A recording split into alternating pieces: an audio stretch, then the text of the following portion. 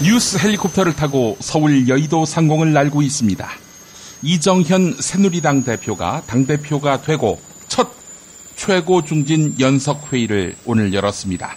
최고 중진 연석회의는 당에서 방귀 좀 뀌는 분들이 모이는 자리인데요. 당 지도부는 모두 참석했지만 4선 이상 중진 의원 21명 중에 고작 8명만 간담회에 참석했습니다. 친박계에도 보니까 서청원, 최경환, 원유철, 홍문종, 이주영 의원의 모습이 안 보였습니다. 왜들 안 모였을까? 혹시 근본 없는 놈이 주재하는 회의라서? 에헤이, 그래도 샥스핀의 송로버섯 대접받은 각하 최측근 아닙니까? 청와대 상공을 날고 있습니다. 박근혜 대통령이 며칠 전에 독립유공자 그리고 유족을 불러서 청와대에서 오찬을 벌였지요. 그런데 국가보훈처가 초청 인원을 일방적으로 축소했다고 합니다. 그래서 일부 애국지사들은 항의의 표시로 행사에 불참한 사실이 뒤늦게 드러났습니다. 그래, 그렇게 속가내고 또 속가냈는데 건국절 반대합니다. 이런 삐딱한 어르신을 불렀으니 얼마나 속 타셨겠습니까? 박승춘 처장님. 네, 독립지사 여러분, 일본 괴뢰군 딸이 베푸는 점심 식사 안 드셔도 됩니다. 설령 그 음식이 샥스핀이거나 송로버섯이어도요. 경북 성주군 초전면 롯데골프장 상공을 날고 있습니다. 성주의 성산포대를 대신할 제3의 사드 배치 후보지로 롯데골프장 인근이 거론되고 있죠. 가까운 김천시가 난리가 났습니다. 네, 골프장으로부터 5.5km 안에 김천시 2개면 2천여 명이 거주하고 있고요. 골프장에서 북쪽 방향 직선 7.6km 안에는 김천 혁신도시가 인접해 있습니다. 네, 국방부 장관님, 원하는 곳으로 가시죠. 사드를 원하는 곳 말입니다. 남경필 지사가 근무하는 수원 경기도청이나 백승주 의원의 지역구 구미 어떻습니까? 성산포대가 꼭 아니라면 원하는 곳으로 가면 되는 거 아닙니까?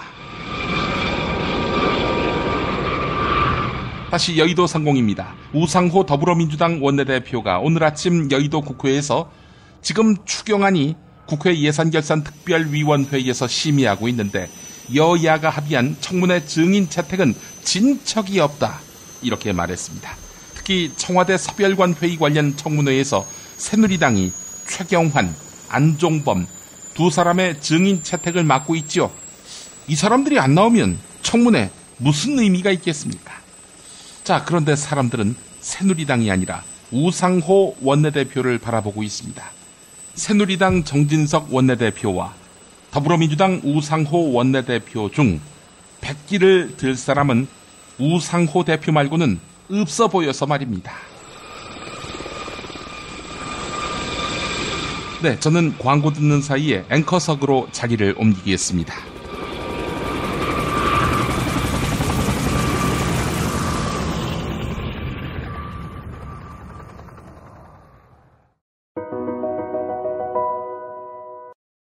자, 미궁 장사랑. 요건 내가 할 말이 있어요.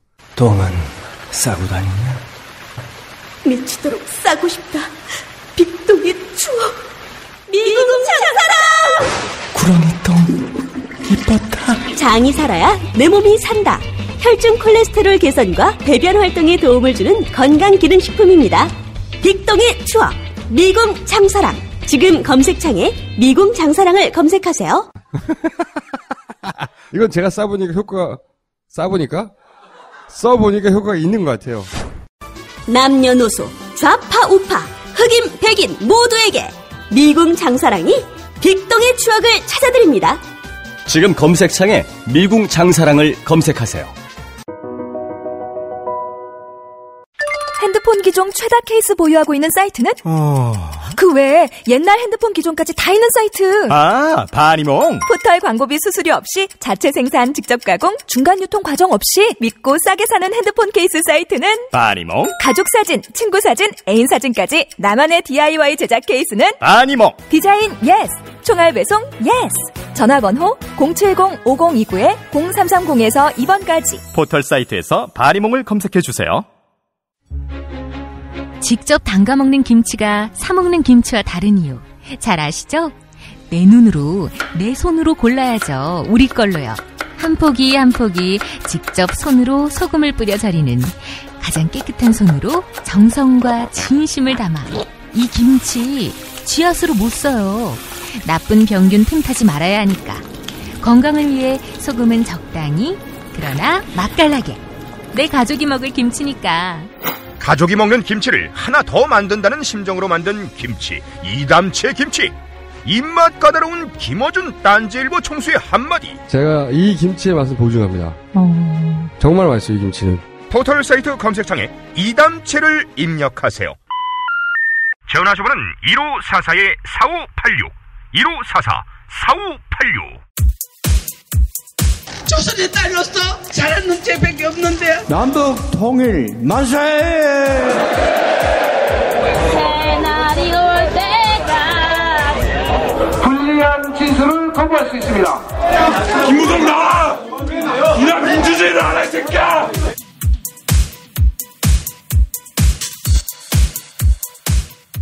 뉴스는 현장이다로 이어갑니다. 광복 이전까지 우리는 나라가 없었다. 즉 우리의 국가는 조선이 아니라 일본이었다. 이 말에 동의가 되십니까? 일본에게 국권을 빼앗긴 기간을 요즘은 일제강점기라고 표시하지요. 강제로 불법적으로 일본이 한국을 점령했다는 것입니다. 1910년부터 1945년까지 일본이 지배했다고 인정하는 것은 자칫 일본의 통치가 적법하고 그 통치에 정통성이 있다는 말로도 해석할 수 있습니다. 절대 용인할 수 없는 논리지요.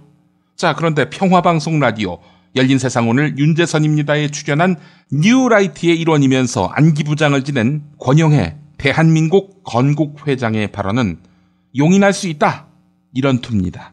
들어보시죠.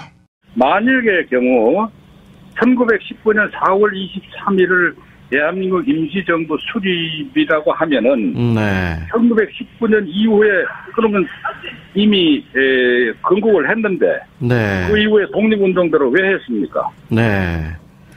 그럼 모순을 안게 되는 거죠. 분명히. 그렇습니까? 그러니까 이것은 우리가 그 정신을 이어받는다는 것하고 그때가 곧 건국이다 하는 거하고는 그건 별개의 문제입니다. 그 이스라엘을 하나 예를 들죠. 이스라엘은 예를 들어서 유대인들이 AD 70년에 로마 제국에 의해서 나라를 잃었지 않습니까? 그 이후에 2000년 동안 이 사람들이 이 조국을 찾겠다고 계속해서 노력을 했는데 그 이후에 19세기에 들어가가지고 이 사람들이 시오니즘 운동을 전개했습니다.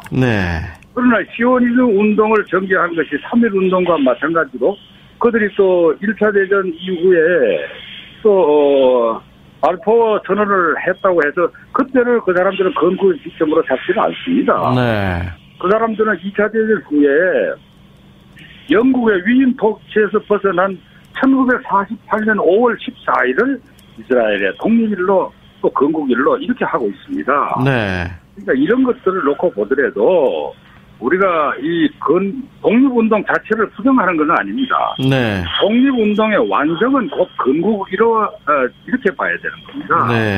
그렇지 않습니까? 대한독립 만세, 그 독립이라고 하는 것은 독립국가를 건설하겠다는 것이고요.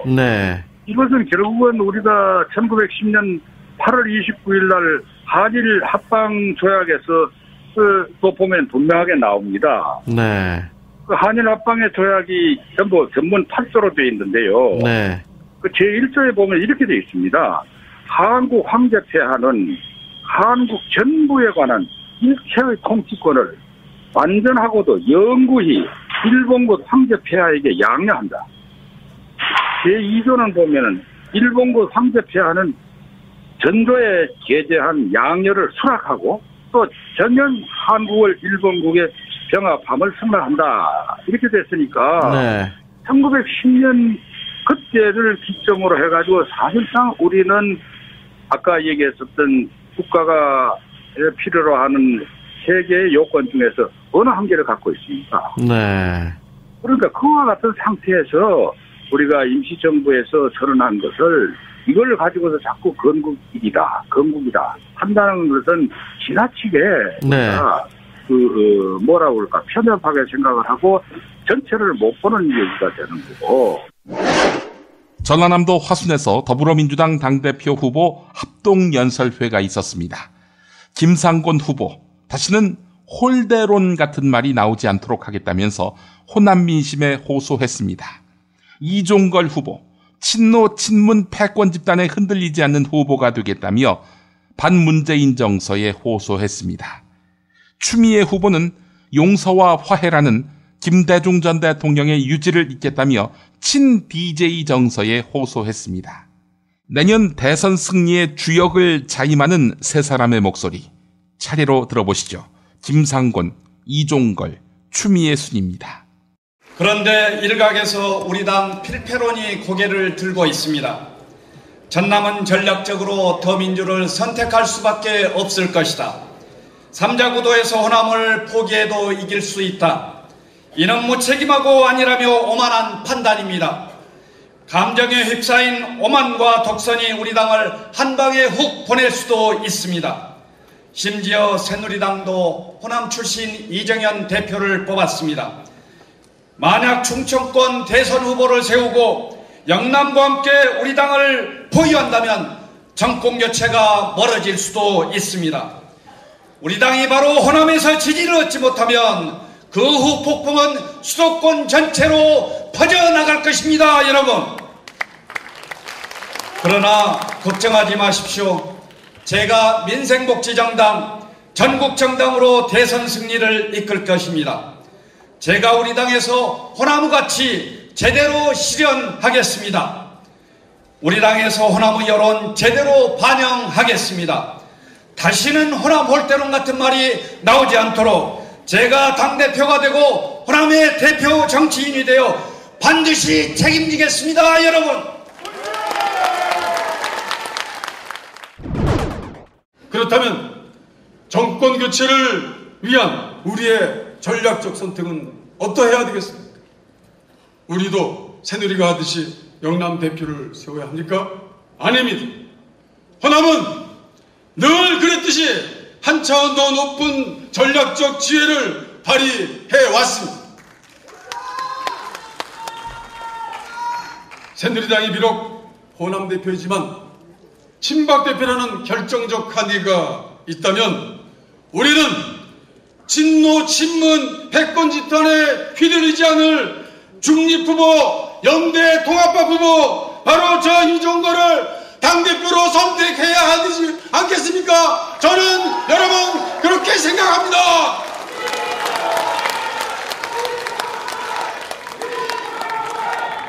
새누리당의 선택이 당을 획일화하는 것이라면 우리의 선택은 당을 다양성 속에서 강하게 만드는 것입니다. 저 이종걸이 당대표가 되면 첫째, 지금 더민주 지지자들만으로 이길 수 없는 이 상태, 야권이 나뉘어져서는 결코 이길 수 없는 이 상태를 이길 수 있는 쇄신으로 이끌어내겠습니다, 여러분. 이틀 후면 김대중 대통령님이 돌아가신 날입니다. 대통령님이 마지막 남기신 말씀, 당부의 말씀은 꼭 통합하라 였습니다. 그 유언 민주종가의 막내들이 저 추미애가 이루어내겠습니다. 당원 동지 여러분 힘내십시오.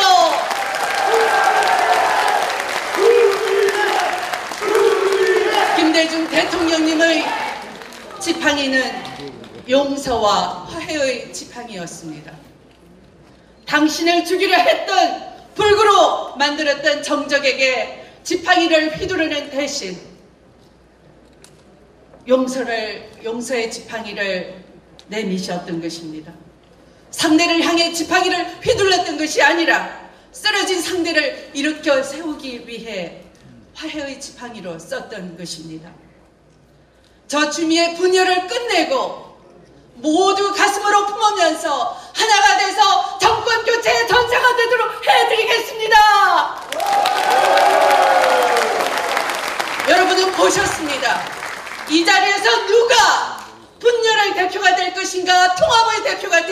것인가? 이 자리에서 누가 불목의 대표가 될 것인가? 화목의 대표가 될 것인가? 여러분은 이 자리에서 똑똑히 지켜보셨습니다. 오늘 이 자리에서 결정해 주십시오. 오늘은 고 장준하 선생이 돌아가시고 41년이 되는 해입니다. 실족사로 발표됐지만 타살은 정설이 돼가고 있습니다. 장준하 선생의 기일을 하루 앞둔 어제 장준하 의문사 진상규명 특별법이 발의됐습니다. 김용민 브리핑 화요일 연사인 고상만 전 의문사 진상규명위원회 조사관, 고 장준하 선생의 장남 장호권 씨, 장준하 특별법 대표 발의자 더불어민주당 김혜영 의원의 말 차례로 들어보시겠습니다. 지난 2003년부터 4년까지 대통령 소속 의문사 진상규명위원회에서 제하인사 장준하 선생님의 의문사를 조사했던 고상만입니다. 장준하 선생님의 사인에 대해서 2012년 8월 1일 외부 가격에 의한 상흔이 발견된 두개골이 새롭게 드러났고요. 이에 대해서 2013년 3월에 민간 조사 차원에서 이정빈 박사가 이 사건에 대해서 기존에 알려져 있는 실족 추락사가 아니라 타살이라고 하는 민간 소견을 발표했습니다. 그래서 당연히 국가 차원의 재조사가 필요한 상황인데 이것이 계속 지금까지 단 한 발자국도 앞으로 나아가지 못하고 있습니다. 이번에 더불어민주당 김혜영 의원님을 비롯해서 모두 46분의 국회의원이 공동 발의를 통해 오늘 발의하는 이 법안이 20대 국회에서 반드시 통과되기를 누구보다 진심으로 기원하고요. 특별법 제정되면 장담할 수 있습니다. 진상규명 이루어집니다. 새롭게 조사해야 될 영역 굉장히 많이 드러나 있고요. 이 부분에 대한 추가 조사 없이 진실이 묻힌다면 앞으로 제2, 제3의 자신의 정치 색깔과 다르다는 이유만으로 무고한 사람이 목숨을 잃는 비극이 반복될 겁니다. 이걸 막을 수 있는 길은 바로 장준하 선생님의 진실, 사인 규명이 지금이라도 41년을 맞이하는 지금이라도 반드시 이루어져야 한다고 생각합니다. 다음은 기자회견문 낭독이 있겠습니다. 제가 장준하 선생님이 우리 곁을 떠난 지 만 41년이 되는 날입니다. 아시는 것처럼 장준하 선생님은 항일 독립운동과 반유신 독재운동의 구심점 같은 역할을 해오신 분입니다. 해방 전에는 광복군으로, 그리고 해방 후에는 백범 선생의 비서로, 이후에는 사상계 사장으로, 또 국회의원과 제야 민주인사로 독재 정권과 맞섰던 대한민국의 진정한 민주주의자였습니다. 그런 장준하 선생님이 1975년 8월 17일 포천 약사봉에서 숨진 채 발견됐습니다. 사건 당시 검찰은 중앙정보부와 보안사령부의 개입 의혹이 증폭되는 상황에서도 별다른 수사 없이 실족에 의한 단순 추락사로 발표한 바가 있습니다. 하지만 당시에도 이러한 검찰 수사를 믿는 국민은 거의 없었고 지금도 마찬가지입니다. 오히려 더 많은 의혹과 의문이 제기되어 왔습니다. 그래서 이 사건은 우리나라 현대사의 불행한 사건 중 하나로 국민들 속에 논란이 되고 있습니다. 특히 지난 2013년 3월 서울대 의대 법의학 전문가이신 이정빈 박사가 장준하 선생님의 두개골을 감식한 후 외부 가격에 의한 타살 소견을 공식 발표했습니다. 장준하 선생님이 실족 추락사가 아니라 사실은 타살되었다는 충격적인 비밀이 민간 조사를 통해 드러난 것입니다. 그렇다면 이러한 중대 의혹에 대해 국가가 나서서 조사하는 것은 너무도 마땅한 일입니다. 그러나 현실은 그렇지 않았습니다. 장준하 선생님의 41주기를 맞이하는 오늘까지도 새롭게 드러난 타살 의혹에 대해 국가 차원의 재조사는 전혀 이루어지지 않고 있습니다. 이제는 진실을 밝혀야 할 때입니다. 그래서 저는 20대 국회가 시작된 후 처음 맞이하는 장준하 선생님의 기일을 맞이하여 장준하 선생님을 비롯하여 과거 독재 권력 하에서 발생한 의문의 죽음을 규명하는 장준하 사건 등 진실규명과 정의 실현을 위한 과거사 청산 특별법안을 발의합니다. 특별법을 통해 진실정의위원회를 신설하고 그 권한에 속하는 업무를 독립적으로 수행할 수 있게 하였습니다. 이를 통해 장준하 선생님의 의문사를 비롯한 위법 부당한 공권력 행사로 발생한 사망상해 실종 사건의 진실을 밝히려 합니다. 그리하여 국민 누구도 억울한 사연으로 고통받지 않는 정의로운 대한민국을 만들어 나가겠습니다. 하나 되는 대한민국을 위해서는 제대로 된 진실부터 찾아야 합니다. 그렇게 해야 진정한 화해가 이루어지고 이렇게 될 때 국민 대통합으로 가는 가장 빠른 길을 찾게 될 것이라고 확신합니다. 조속히 빠른 시일 내에 이 법이 20대 국회에서 통과되도록 최선을 다하겠습니다. 국민 여러분의 많은 지지와 격려를 부탁드립니다. 지난 총선 직전에 전격 탈북한 것으로 알려진 중국 북한식당 종업원 13명. 그동안 국가정보원에 의해 묶여 있었는데 정부는 조사를 마치고 4개월여 만에 풀어줬다 이렇게 밝히고 있습니다. 그동안 민주사회를 위한 변호사 모임은 왜 정부가 억류하느냐, 그들이 자의로 탈북한 것이 맞느냐 이렇게 물어봤습니다. 이 과정에서 친정부 신문방송과 단체들이 민변에 무분별한 색깔론을 들이대기도 했는데요. 민변통일위원장인 최희준 변호사 연결해서 이 사안 어떻게 보고 있는지 물어보겠습니다. 최희준 변호사님? 네, 최희준 변호사입니다. 예.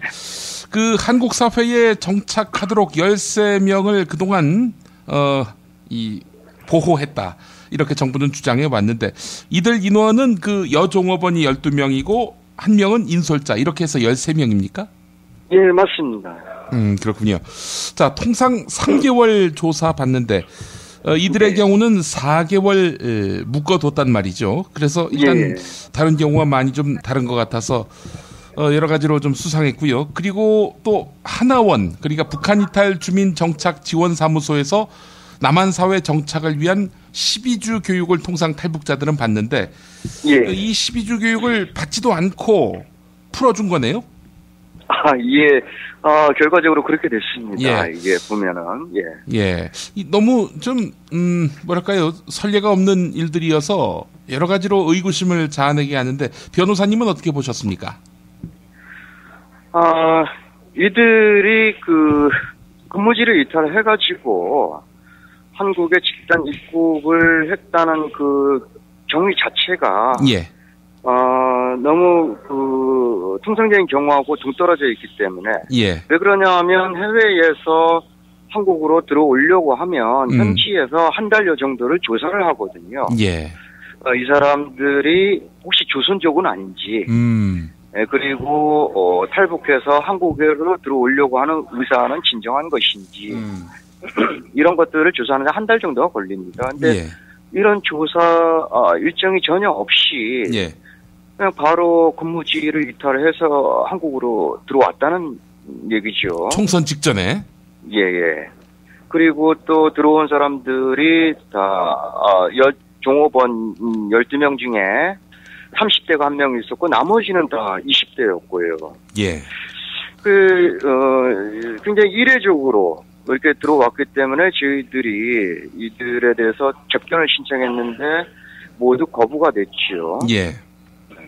사실 그 보호센터에 접견 신청을 했던 것은 저희들이 이전에도 있었고 이전에도 계속 거부가 되어 왔었습니다.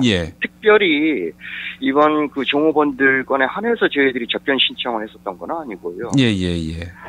근데 모두 거부가 됐었고 국정원이 이들을 조사를 하면서 통상적으로는 이제 조사가 끝나면 통일부에 넘기는데 하나원에 수용을 해서 교육시키고 사회로 내보내는데 이건 또 국정원장이 직접 보호 결정을 하고요. 정착 지원도 국정원에서 하겠다. 굉장히 이례적인 케이스로만 진행이 되어 왔었습니다. 자, 이 민변에서 그래서 이 북한 식당 종업원들이 자발적으로 한국에 들어온 것인지 자발적인 탈북이었는지 이걸 한번 알아보겠다라면서 면담을 신청했지만 거부당했고요. 그래서 예. 소송도 걸지 않았습니까? 예. 소송 경위도 좀 설명해 주시죠.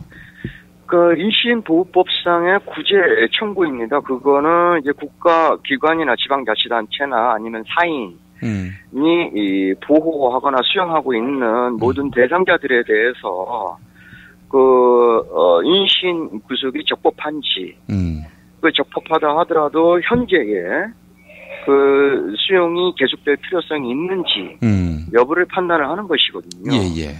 저희들이 국정원에 접견 신청을 했을 때 국정원의 대답은 구금을 하고 있는 것이 아니라 보호를 하고 있다는 거였어요. 예. 그 보호를 하고 있습니까? 그러면 인신보호법상의 구제 청구를 하면 되겠네요. 예. 그래서 저희들이 인신보호법상의 구제 청구를 했던 것이지요. 예.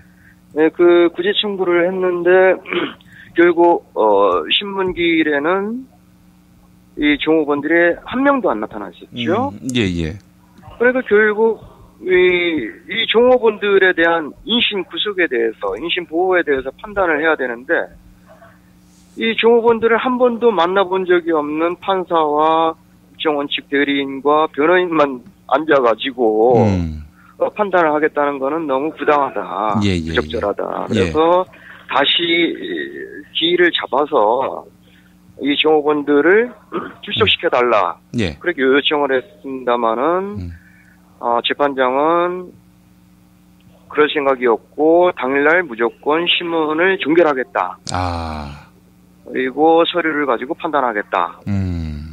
이런 의사를 내붙여서 결국은 저희들이 기피 신청을 했고요. 예. 그 기피 신청이 한 달여 법원에서 있다가 이제 기각 결정이 됐고, 그래서 다시 원 재판부로 돌아왔습니다. 이런 상태에서 이 13명을 다 풀어준 거군요. 예, 그렇습니다. 자, 그렇다면 이제 소송은 어떻게 되는 겁니까? 만약에 국정원이 수용하고 있지 않다고 하면, 지금 진행하고 있는 인신구제 청구는 계속될 수가 없겠지요. 하지만은 저희 변호인들이 접하게 된 소식은 어제 저녁 8시 이후서부터 올라온 언론 보도가 전부였습니다. 그러니까 이 소송에서 국정원이 공식적으로 제출한 자료는 아무것도 없습니다.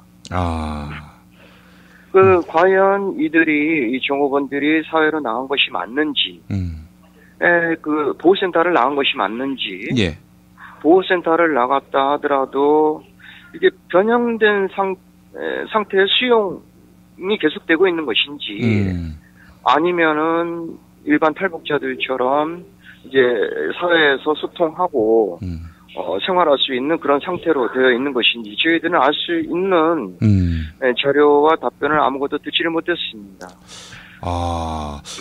그러면은 그들을 여전히 묶어둘 수도 있는 것이라고 봐야 하고, 이게 국정원에서 법원에다가 말하자면은 법적 책임을 질 만한 문서라든지 입장 표명 이런 걸 안 한 상태 아닙니까 현재? 예, 그런 게 전혀 없습니다 지금 뭐 보도를 보게 되면은 이 사람들이 그 뿔뿔이 흩어졌다, 이렇게 얘기를 하고 있고요. 정부가 또 소재 파악도 불가능하다, 또 이렇게 얘기하고 있는데, 아니 사실 좀 상식적으로 생각해 보면은 처음 정착하는 땅에 같이 온 사람들이 같이 지내는 게 뭐 나중에 다시 흩어지더라도 말이죠. 이게 어찌 보면 상식인데, 아니 어째서 이들이 그냥 나오자마자 뿔뿔이 흩어지게 됐는지, 그리고 소재 파악도 안 된다, 정부 입으로 또 이렇게 얘기하고 있는 것인지 좀 납득이 잘 가지 않습니다. 그 언론에 다른 그 기자분들도 계속 저한테 전화를 해서 상황을 물어보시면서 정부 당국에서는 이들을 접촉할 수 없도록 하고 있다라는 말씀을 하고 계시는데요. 그렇다고 하면, 그게 맞는 말이라고 하면 이거는 또 변형된 수용 상태가 아닌가 하는 생각이 많이 듭니다. 변형된 억류 상태일 수도 있다, 이렇게 보는 거군요. 이게 법적으로는 그렇습니다. 법적으로는 이 국정원장이 보호 결정을 하고 정책 지원을 하기로 한 경우에 그 국정원에서의 정책 지원이 끝나면 일단은 통일부 쪽으로 다 넘기도록 되어 있습니다. 통일부에 넘기면 통일부에서 일단은 하나원에 수용을 한 다음에 사회로 내보내거든요. 예. 그 사회로 나가는 탈북자들이 외부와의 소통에 전혀 지장이 없습니다. 근데 지금 보호센터에서 내보냈다고 하면서 접촉을 할 수 없다고 하는 거는 이거는 또 좀 이상하지 않습니까? 이거는 왜 이렇게 계속 이 케이스는 이상한 케이스로만 흘러가고 있습니다. 이거 뭔가 감추려고 하는 거 아니냐 이런 의심이 합리적입니다. 예, 합리적인 의문이지요. 예. 자, 민주사회를 위한 변호사 모임 통일위원회 앞으로 어떻게 대응하실 생각이십니까? 저희들은 이제 이 인신구제 청구 사건이 다시 원재판부로 돌아오고요. 예. 그리고 원재판부에서 다시 또 보정명령을 냈고 그 보정명령서가 예. 어제 제 변호인들이 수령을 했습니다. 보정명령이 뭡니까? 더 소명을 해라 하는 건데 예. 가족관계 그리고 북에 있는 위임했다는 가족들의 위임 의사, 예. 가족관계 위임 의사를 더 소명해라라고 하는 보정 명령서가 어저께 저희 변호인들에게 일괄 승달이 됐는데요. 보정 명령이군요. 예. 그러니까 이제 북한에 있는 이 12명, 13명 가족이 우리 자식이 남한으로 갔을 리가 없다. 예. 탈북할 리가 없다. 저희들이 이 청구를 제기하게 된 계기가 북에 있는 가족분들이 위임을 해주셨기 때문에 예. 저희들이 이 인신구제 청구 사건을 진행할 수 있었던 거거든요. 예. 북에 있는 가족이 이 남한에 들어온 종업원들의 가족이 맞느냐, 이거를 공적인 장부로서 수명을 해라라고 하는 것이고요. 예. 그 다음에 북에 있는 가족이 정말 변호사들한테 위임을 했다는 그 자료를 더 제출을 해라 하는 내용입니다. 예. 그거를 어제 받았는데 어제 저녁서부터 언론에서는 종업원들이 보호센터에서 나왔다고 이렇게 나오기 시작을 했지요. 절묘하게 그 타이밍에. 예. 그래서 오늘 점심 때도 저희 변호인들이 모여서 회의를 했습니다만은. 예. 일단 국정원 쪽에서 법원에 제출한 아무런 서류가 없는 상황에서. 예. 이 국정원이 수용을 계속하지 않고 있다고 하는 전제를 우리가 가질 수는 없는 거고. 예. 우리는 이 수송을 계속 준비를 하고 진행을 해 나간다 하는 입장입니다. 예. 알겠습니다. 예. 최희준 변호사님, 앞으로 또 진척사항이 있으면은 또 연결해서, 상황을 알아보도록 하겠습니다. 말씀 감사합니다. 예, 고맙습니다. 예. 생활고 때문에 건강보험료를 내지 못한 사람들에게 병원은 사치입니다. 당신의 기부가 누군가에겐 건강할 권리를 찾는 소중한 기회가 됩니다. 검색창에 아름다운 재단을 검색해주세요. 중고차 거래하면 일이 술술 잘 풀리는 조광래 중고차 1800-9538 고맙습니다. 노력한 만큼 내어주는 자연, 그 자연의 마음을 알기에 정성농장 홍삼. 검색창에서 정성농장 홍삼을 검색해주세요. 010-9754-6972.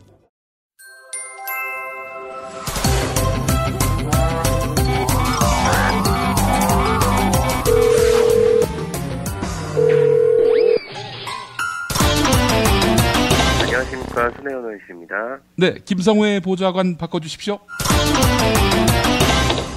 수요일에는 김용민 브리핑 여의도 특파원을 연결해서 국회 이모저모 살펴보겠습니다. 손혜원 의원실 김성회 보좌관입니다. 김성회 보좌관님. 네, 안녕하세요. 예, 반갑습니다. 네, 반갑습니다. 평소엔 성회영이라고 하는데 공식적이니까 이제 보좌관님으로 호칭하겠습니다만. 예, 저는 평소에 김 PD님이라고 부르는데 오늘도 김 PD님이라고 부르겠습니다. 예, 알겠습니다. 자, 지금 추가 경정 예산안, 추경 예산을 놓고 말이죠. 이거 논란이 많습니다. 청문회하고 맞바꾸어 먹은 것 같은데, 이게 타당한 것인지부터 시작해가지고, 정부의 추경, 이게 과연 그 내용을 봤을 때, 이게 과연 정말 기묘한 그런 예산인 건지, 여러 가지로 논란들이 많더군요. 네네, 여러 가지 논란인데 저희가 추가 경정 예산이라고 부르는데요. 예. 추가는 말 그대로 추가하는 거고. 예. 경은 이제 다시 경자에 발을 정자해서 이제 다시 고친다는 거죠, 예산을. 아. 원래 있던 예산을 고쳐서 다시 하는 걸 이제 추가 경정 예산이라고 하고요. 예. 예, 1년에 한 번 할 때도 있지만, 많을 때는 2번도 했었고, 항상 할 것 같지만 꼭 그렇진 않습니다. 지금까지 이제 운영된 것을 보면 박근혜 정부 들어서서는 2013년에 한 번 있었고, 2014년에는 없었고요. 예. 2015년에도 11조를 편성했었고, 이번에 2016년에는 11조 규모로 다시 편성을 했고, 예. 유일호 부총리가 이제 주장하기로는 이번 추경을 통해서 6만 8천 개 일자리가 생기고 성장률은 0.1에서 0.2%가 증가할 것이다 이렇게 말씀을 하시더라고요. 예. 좋은 건데 왜 이렇게 웃음부터 나오죠? 이 추가 경정을 하는 이유를 좀 물어봤더니 이제 구조조정을 뒷받침하고 일자리를 창출하겠다는 것이 정부의 계획입니다. 구조조정은 구체적으로는 조선업이 불황을 겪고 있기 때문에 이 위기를 극복하기 위해서 구조조정을 해야 된다는 것이고, 예. 그래서 모든 부처들이 일자리 창출하고 조선업 지원 이렇게 두 가지에 포커스를 맞춰서 예산을 마련을 했습니다. 이 예산은 보면 국세 수입 증가분이 9조 8천억 원이 있고요. 그 다음에 일반 회계 세계 잉여금이라고 해서 1조 2천억 원이 돈이 남아서 이 돈 가지고 이제 11조를 하겠다는 건데, 예. 이 세계 잉여금이라는 거는 이제 재정을 운영하다 보면 단초에 그 예산 잡았던 것보다 세수액이 초과되거나 모자라거나 하는 경우들이 있잖아요. 예, 예. 근데 이번에 이제 남은 게 1조 2천억 원 정도 된다는 거죠. 그래서 쓰지 않은 돈이랑 다 합쳐서 세계 잉여금이라고 부르는데, 그럼 이제 국세 수입 증가분이 어디서 왔는지에 대해서부터 좀 궁금해하는 것이 정상일 것 같아요. 예, 예. 이제 그래서 정부 측에서는 이걸 여기저기 쪼개서 복잡하게 얘기를 하는데, 여러 가지에서 돈을 더 많이 걷었겠지만, 제가 주목하는 것은 그 중에서 담배세입니다. 아. 예, 우리 김 PD님은 담배 안 피시죠? 예. 지나치게 세금을 많이 걷어갈까봐 일부러 안 피고 있는 건 아니고. 예, 김 PD님 같은 경우는 그래서 이제 애국자라고 말씀드리기가 좀 부족한 점이 있지 않나 싶은데. 예. 이게 지금 하루에 담배를 한 갑씩 피시는 분 같은 경우는 서울 시내 50평짜리 아파트를 가지신 분의 재산세만큼 1년에 세금을 내고 계시거든요. 오. 그래서 이게 규모가 어마어마합니다. 10억짜리 아파트를 가진 사람이 내는 재산세나, 하루에 담배 한 갑 피시는 분이 내는 세금이나 지금 똑같습니다. 그래서 예. 정부가 기억이 나시는지 모르겠지만 2014년 말에 이제 담배세를 올리겠다고 하면서 담배 피는 사람들의 숫자를 확 줄여야 된다. 국민 건강 지능을 위해서 이게 꼭 필요하다라고 되게 강조를 했었어요. 예.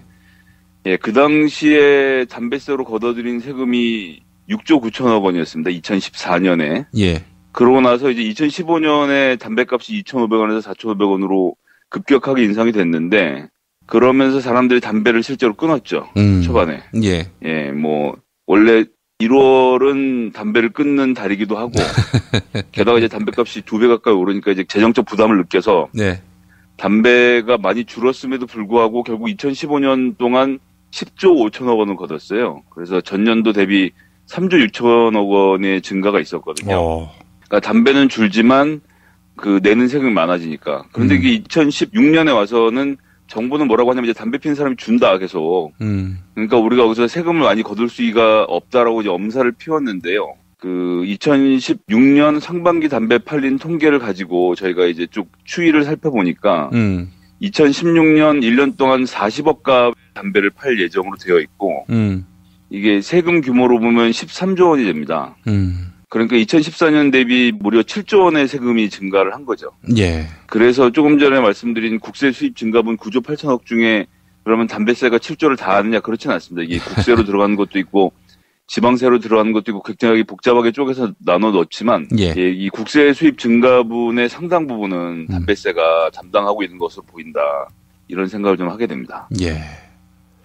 아이고 이거 국민들의 건강을 증진하기 위해서 담배 요금을 크게 올려서 받는다. 최근에 TV 보신 분들은 아시겠지만 갑자기 무슨 금연 광고 엄청 나와요. 누구 나와서 춤도 추고 무슨 무용수들 나오고 이러저러 금연을 하는 광고를 해서 담배를 줄이겠다고 이제 거기서 예산을 일부를 쓰고 아주 소수만 쓰고 나머지는 전부 다 그냥 말 그대로 세금을 걷어 쓰는 거거든요. 예. 우리나라가 이제 국세 수입이 증가됐으면 이걸 쓸 때가 또 사실은 많이 있어요. 특히 이제 국가 채무에 좀 주목을 하는데요. 예. 그 노무현 대통령이 임기를 마치는 2007년에 그 국가 채무가 299조였었거든요. 예. 근데 이제 그 우리 이명박 대통령께서 4대 강하시고 뭐 어쩌고 하면서 부채가 443조로 늘었습니다. 예. 2012년 기준으로 그렇고요. 예. 그다음에 2016년 현재 기획재정부에서 내놓은 예상은 644조 원에 이를 전망인 겁니다. 그러면 내가 이 집의 가장이라고 하면 한 푼이라도 돈을 벌었으면 제일 먼저 해야 되는 게 사실은 빚진 걸 갚아야 되거든요. 그렇죠. 이자도 나가고 뭐 인생도 불안하고 한데 지금 박근혜 정부가 하는 것은 뭐 지난번에 이정현 대표를 뽑아본 걸로도 볼 수 있지만 뭐 앞으로 추운 5년을 보내더라도 우리는 우리끼리 가겠다라는 의지를 좀 표명한 거잖아요. 예. 그러니까 이 국가 채무가 늘어나는 것에는 전혀 개의치 않고 예, 그냥 직진을 하겠다는 겁니다. 그래서 국세 수입이 증가했던 일반 회계 세계 잉여금이 증가를 했던 있는 돈 싹 가져다가 다 써버리겠다라는 의지를 불태운 건데요. 예.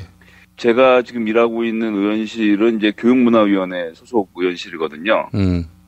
그래 제가 이제 전체 예산을 다 들여다보고 뭐라고 말씀드릴 수는 없지만 그 교육부하고 문화부가 예산을 어떻게 쓰고 있는지의 좀 실태를 보면서 이 추경이 얼마나 엉터리인지를 좀 설명 한번 드려보고 싶은데요. 예. 예. 그럼 이제 실제 추경이 어떻게 이루어지는지 봤더니 이제 그 문화부 같은 경우는 관광 산업을 조선업 밀집지역에서 육성을 하겠다 이렇게 계획을 세웠어요. 예. 그 해당이 이제 부산, 울산, 거제, 창원, 영암, 군산 등 6개 지방자치단체인데요.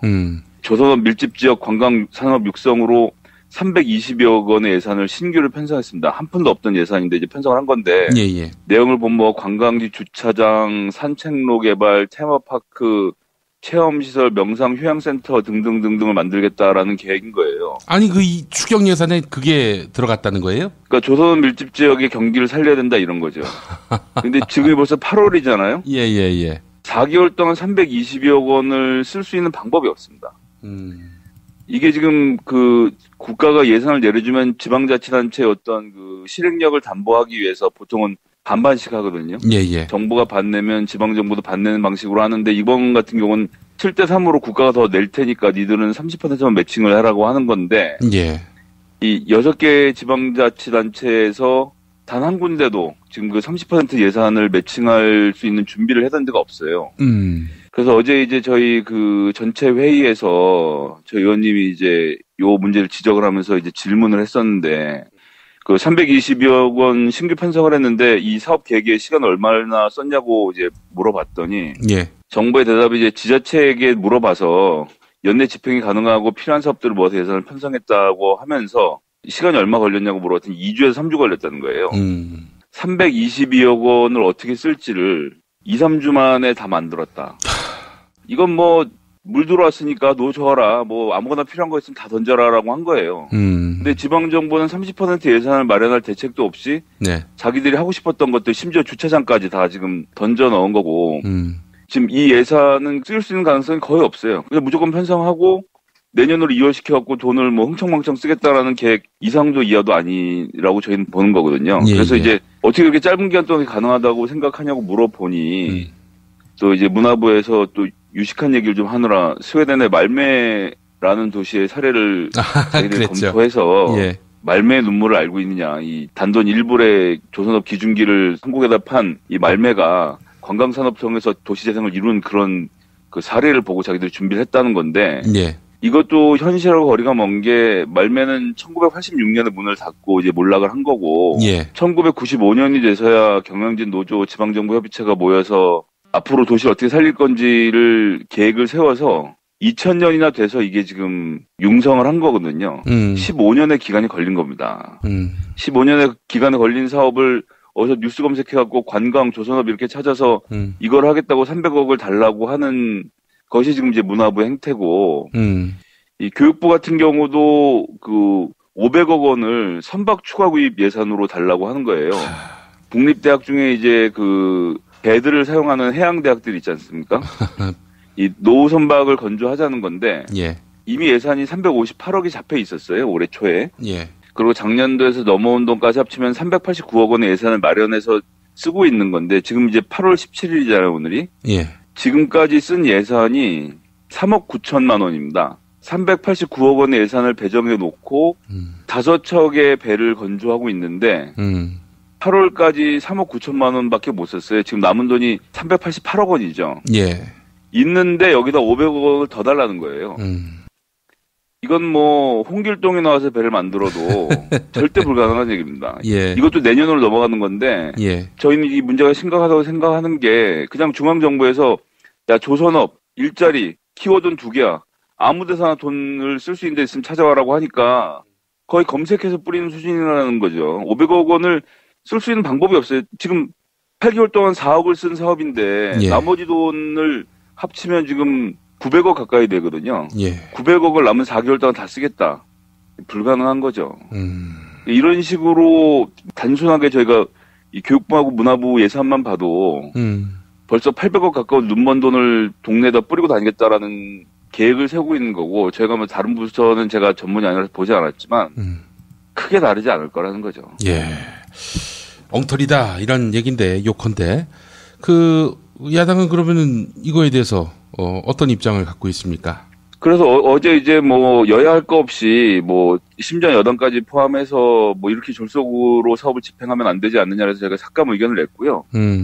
이제 오늘부터 그 소위원회를 열어서 예산에 대한 심도 있는 검토를 합니다. 하는 과정에서 이런 관광산업이나 이 선박 구입비는 쓰지도 못할 돈을 일단 갖다 질러 넣겠다는 것은 저희가 좀 막아볼 생각이고요. 예. 예, 그 삭감 의견을 내서 삭감 의견이 통과가 되면 예산 결산 관련해서 재밌는 것은 해당 상임위원회에서 삭감 결정을 한 것은 이 본회의로 넘어가더라도 증액을 할 수가 없습니다. 예, 그래서 이제 해당 상임위에서 잘 게이트키핑을 하면 예, 예산을 아낄 수 있다고 보는 겁니다. 지금 보시다시피 800억 원의 예산이 단순하게만 따져도 지금 교육문화관광체육위원회에서만 날아가는 건데 국회의원들 300명이 인건비 다 포함해서 1년에 쓴 예산이 3천억 원이에요.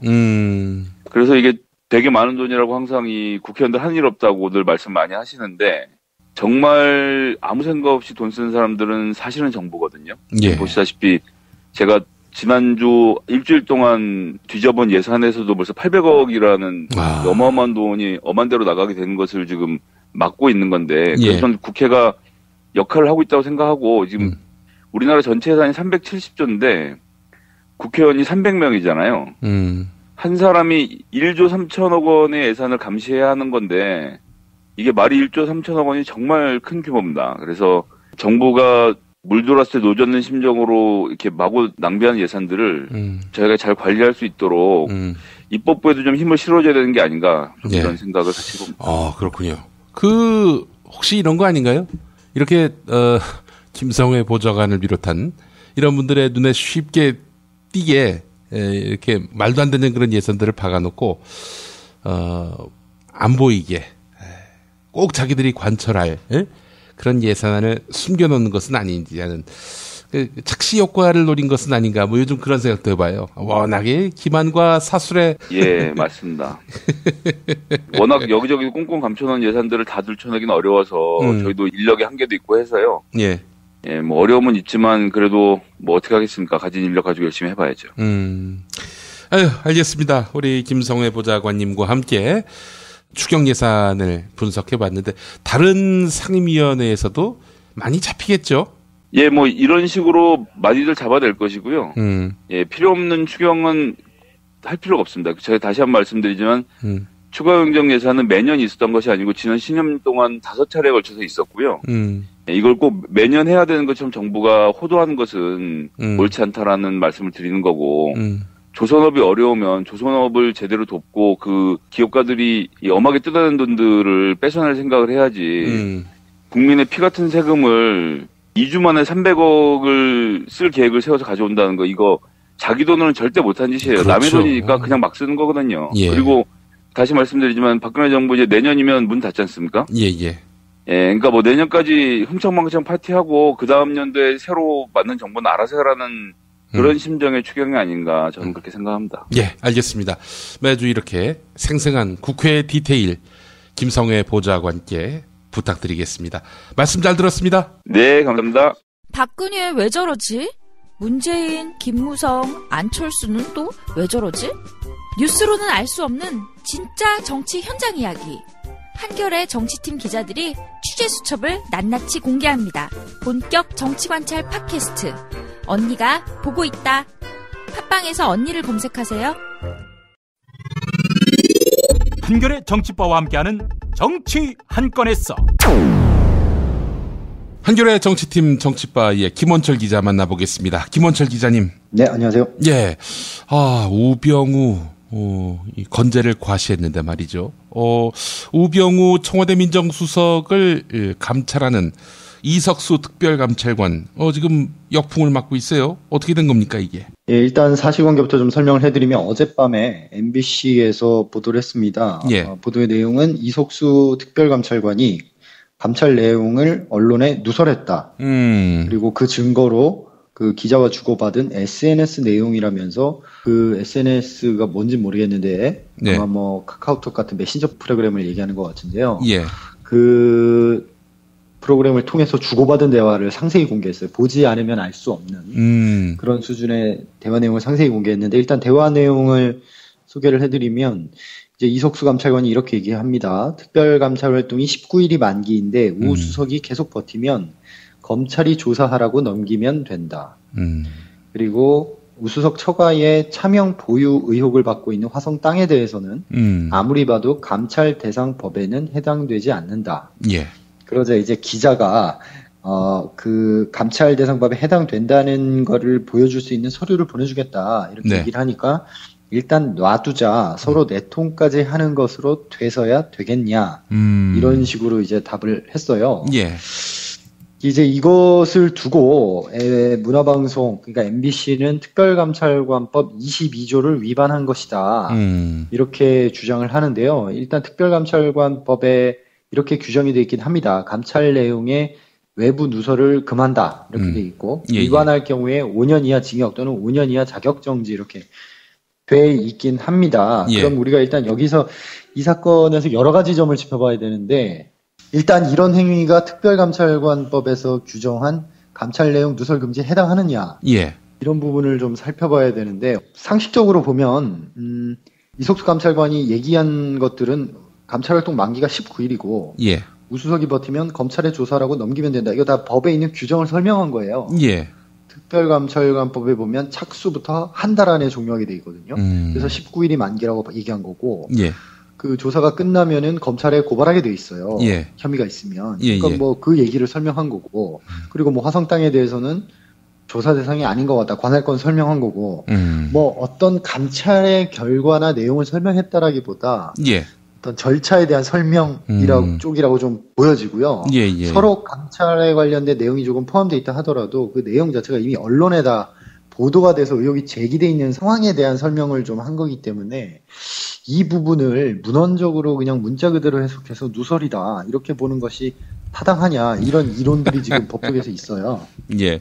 지금 그것보다 훨씬 심각한 문제는 이 두 민간인이 주고받은 뭐 이석수 감찰관이 민간인은 아니지만 두 개인이 주고받은 그 내밀한 대화 예. 일종의 문자 메시지인데 예. 그것이 어떻게 MBC의 손에 들어갔느냐 하는 부분이겠죠. 그 기자가 MBC 기자는 아니죠? MBC 기자는 아닙니다. MBC 기자는 아니고 뭐 한겨레 기자다 이런 소문도 초반에 좀 있었는데 저희가 확인해 보니까 아닌 것 같고요. 뭐 전수조사 못 해봤습니다만 아닌 것 같고요. 어쨌든 뭐 이석수 감찰관이 제공을 했던지 그 기자가 제공을 했던지 이 두 가지 방법이 아니고서는 사실 합법적으로 이 내용을 취득할 수 있는 길이 없잖아요. 그렇기 때문에 지금 야당에서는 이것은 해킹이나 도청에 의해서 얻은 정보 아니냐 그렇게밖에 볼 수 없다. 그럼 MBC 기자가 아주 된통당하는 거 아닌가요? 그럼? 그렇죠. 그러니까 이것은 지금 통신비밀보호법 위반이죠. 이게 만약에 해킹이나 도청을 통해서 얻은 타인 간의 대화를 이렇게 공표한다는 것은 통신비밀보호법 위반이고요. 이것은 그 예전에 엑스파일 때 생각하시면 됩니다. 엑스파일 때 국정원이 불법으로 도감청을 했고 그 내용을 보도한 언론사들이 처벌을 받았거든요. 그거랑 똑같은 구조가 되는 건데 지금 뭐 무슨 자신감으로 MBC가 이걸 보도했는지 모르겠는데 만약에 이것이 불법적인 것이 아니려면 그 대화 당사자 중에 한 명이 MBC에 제공했다가 돼야 되는데 그렇게 보기에는 좀 개연성이 떨어지잖아요. 그래서 지금 정가에서는 이것이 지금 최동욱 검찰총장의 향기가 난다. 당시에 그 곽상도 민정수석이었죠, 그분도. 조선일보 강효상 편집국장. 지금 둘 다 새누리당 의원이네요, 보니까. 지금, 새누리당 의원이 된 두 분 사이에 정보 거래가 있지 않았느냐, 이런 의혹을 신경민 더불어민주당 의원이 제기했었거든요. 그렇다면은, 악우가 많이 많네요. MBC 해직 기자인 이용마 박사가 페이스북에 올린 글이 있습니다. 제가 좀 소개를 해드리자면 MBC 대선배 아니에요. 사실은 이 기사를 쓴 기자의 일부러 MBC 기사를 찾아봤는데 이게 뭐지? SNS가 뭔지도 알리지 않고 본인들이 아니면 모를 내용을 어떻게 봤지? 근거도 없이 그냥 컴퓨터 그래픽 그리고 감찰관이 이런 내용을 주고받았다며 줄줄이 읽었네. 한마디로 기사의 ABC도 갖추지 못했네요. 이석수 감찰관에 대한 찬반 호불호를 떠나서 아무리 봐도 공작 냄새가 술술 나네요. 누군가에게 준 것을 무작정 받아 쓴 것 같은데 과연 누가 어떤 의도로 청와대 방송 MBC에게 줬을까요? 그걸 제대로 근거도 되지 못하면서 줄줄이 받아 읽은 MBC는 또 뭔가요? 2012년에 MBC는 안철수 논문 표절 의혹을 제기한 적이 있었죠. 찾아보니 근거도 없는 엉터리 기사였고요. 심지어 반론도 빼먹었죠. 당시 여당의 누군가가 준 것을 논문 확인도 안 해보고 무작정 받아 쓴 결과죠. 조선일보의 최동욱 혼외자 기사도 떠오르네요. 누군가로부터 받아 쓴 건 마찬가지인데 최소한의 근거를 확보하려고 고심한 흔적은 있었는데 당시에 조선일보가. 지금 MBC는 사회적 흉기나 다름없네요. 그냥 가서 물어라고 하면 아무 생각 없이 물어버리는 이런 내용이었습니다. 그 지적에 저도 100% 공감하고요. 이 기자들이 봤을 때 일단 기사가 형식적으로 굉장히 황당한 형식이에요. 이것은 저도 최동욱 검찰총장 관련된 그때 조선일보의 일보를 봤을 때의 황당함하고 비슷한데요. 그 내용의 진위와 무관하게 기사가 갖추어야 할 어떤 그 겉 형식이 있잖아요. 자기들이 주장하는 바가 있고 그 주장에 대한 근거가 있고 그 근거가 허위든 아니든 어쨌든 형식적으로 근거가 있고 거기에 대한 보충 설명이 있고 또 반론이 있고 이런 식의 이제 일종 형식 논리가 있는데 그때 조선일보 혼외자 같은 경우에도 사실 혼외자라는 것은 어떤 일방 당사자가 주장을 해도 그것을 입증하기가 굉장히 어려운 사안인데 양 당사자 어느 쪽도 나서지 않은 상황에서 제3자가 뜬금없이 이 사람에게 혼외자가 있는 것으로 확인됐다라고 그때 기사 리드를 썼거든요. 글쎄 말입니다.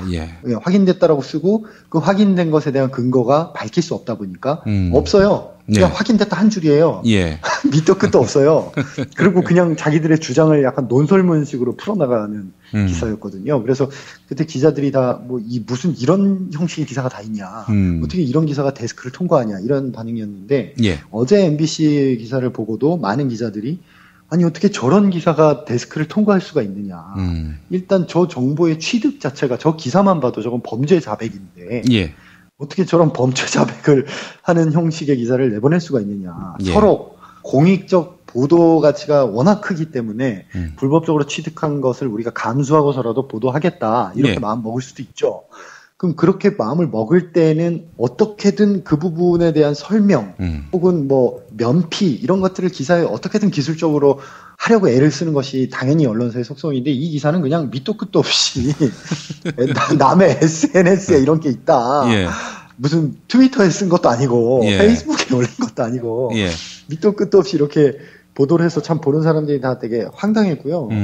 이런 좀 무리한 기사가 나오는 것은 결국 의도를 의심할 수밖에 없잖아요. 이용마 그 전 기자도 그런 얘기를 했지만 결국 최동욱 총장을 끌어내릴 때도 혼외자 의혹이라는 위에서 떨어진 어떤 의혹을 가지고 끌어내렸는데 지금 이석수 감찰관에 대해서도 정권 실세인 우병우 민정수석을 뒤지다 보니까 이런 식의 공격이 들어오는 거 아니냐라고 사람들이 자연스럽게 의심할 수밖에 없는 상황이 되는 거죠.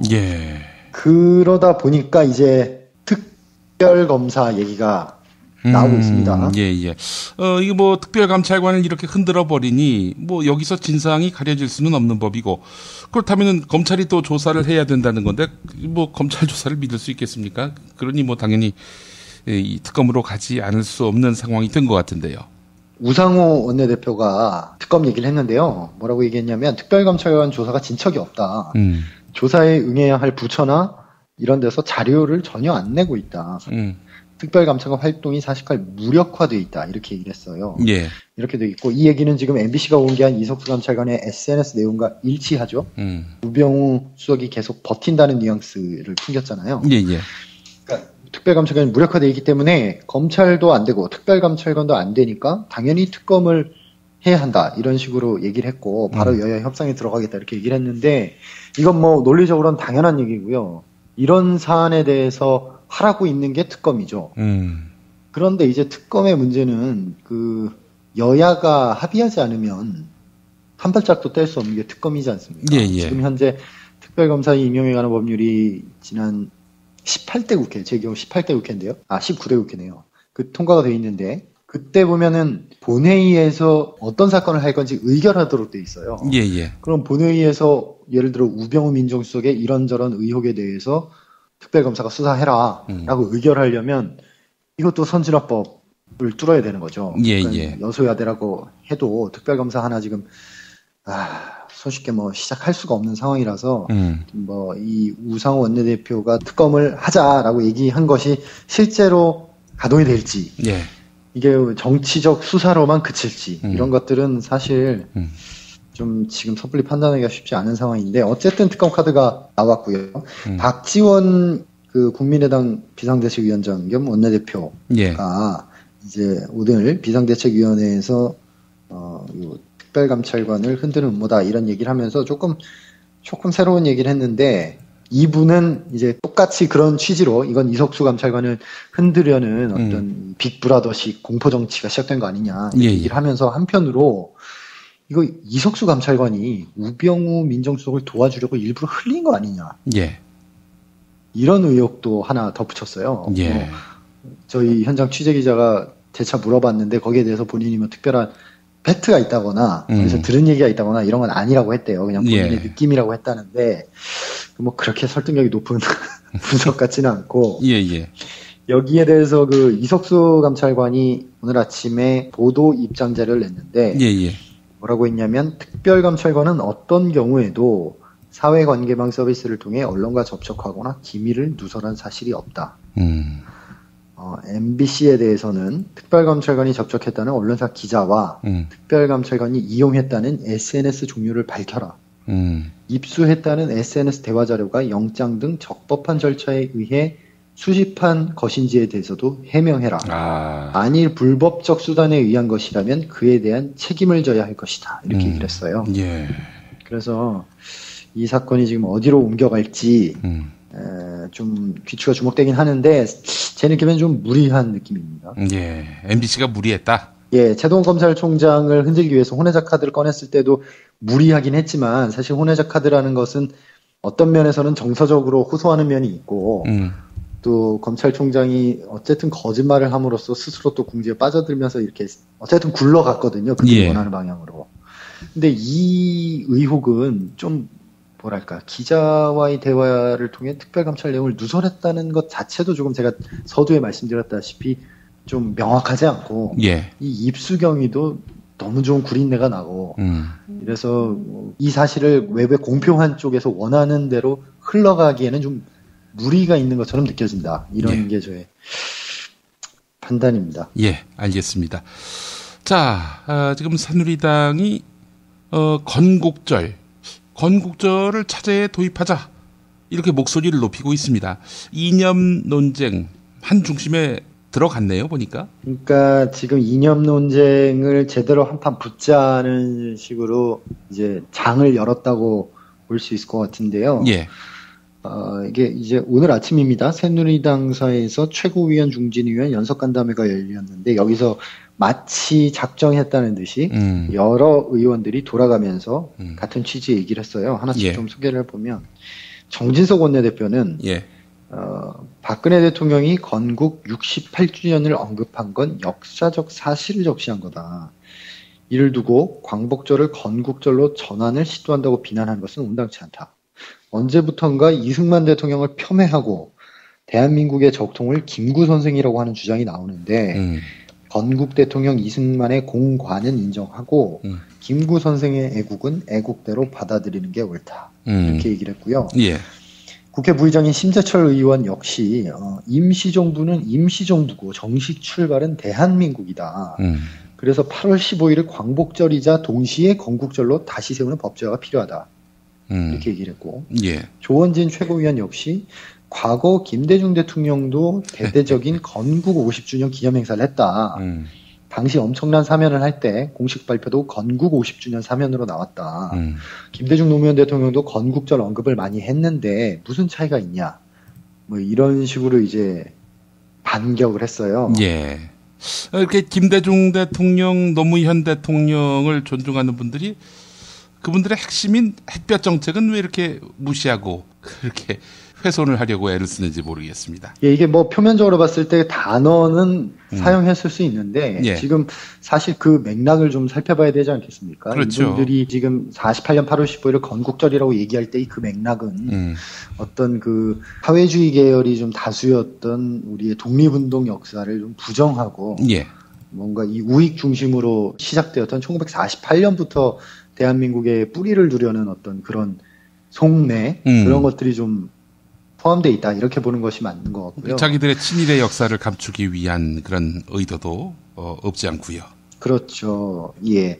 그래서 지금 사실 지금 뭐 건국절 논란, 광복절 논란 역시 중요한 논란이긴 한데 지금 이것을 전면전 전쟁으로 가져오자는 식으로 지금 여권에서 가져오고 있는 것은 이것은 마치 그때 국정교과서나 네. 그 전에 혹은 또 더 거슬러 올라가면 NLL 그런 여러 가지 자기들이 국면 전환이 필요할 때마다 이런 식의 어떤 이념 프레임으로 재미를 많이 봤잖아요. 예. 이번에 그 박근혜 대통령의 찔끔 개각에 대해서 뭐 진보 보수를 가리지 않고 비판이 쏟아지고 있는데 예.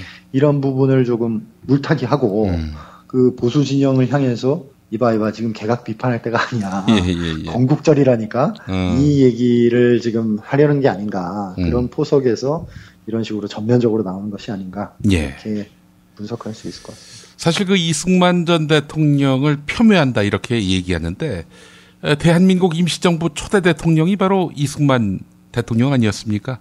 그리고 이승만 대통령은 대한민국 건국 시점을 임시정부 수립 연도인 1919년으로 인정을 했어요.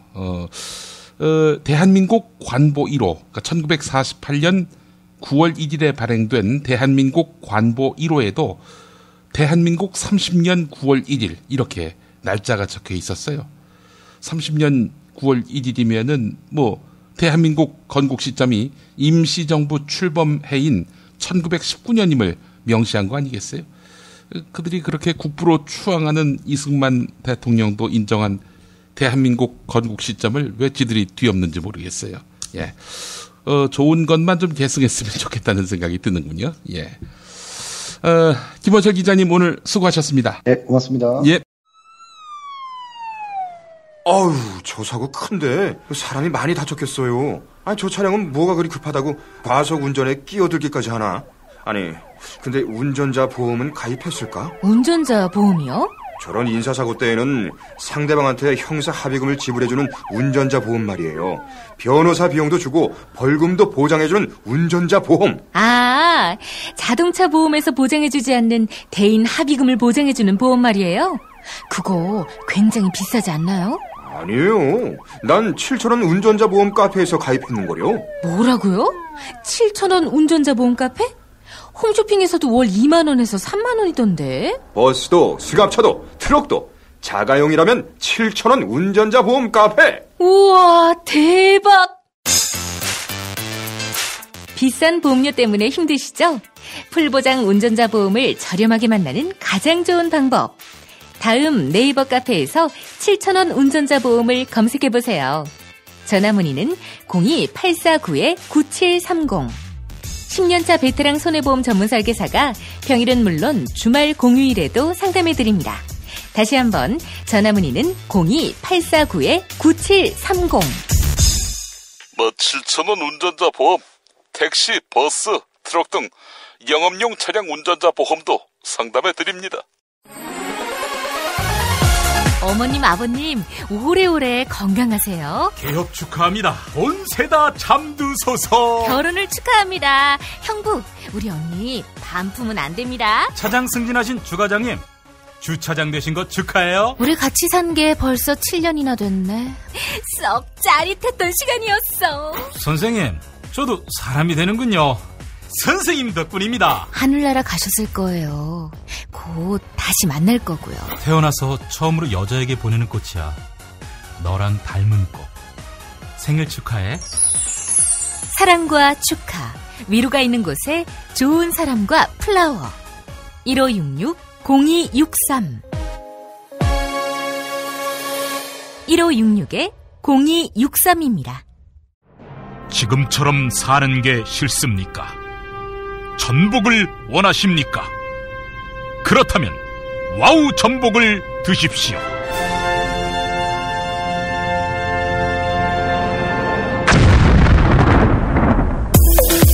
와우! 전복을 먹으면 입맛 잃고 무기력했던 삶이 전복되고 시름시름하던 몸 상태가 전복됩니다. 답답하십니까? 전복하세요. 100% 완도에서 잡은 전복 중에 전복.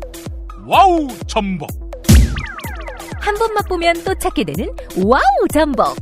네이버에서 와우 전복, 와우 전복을 입력하세요.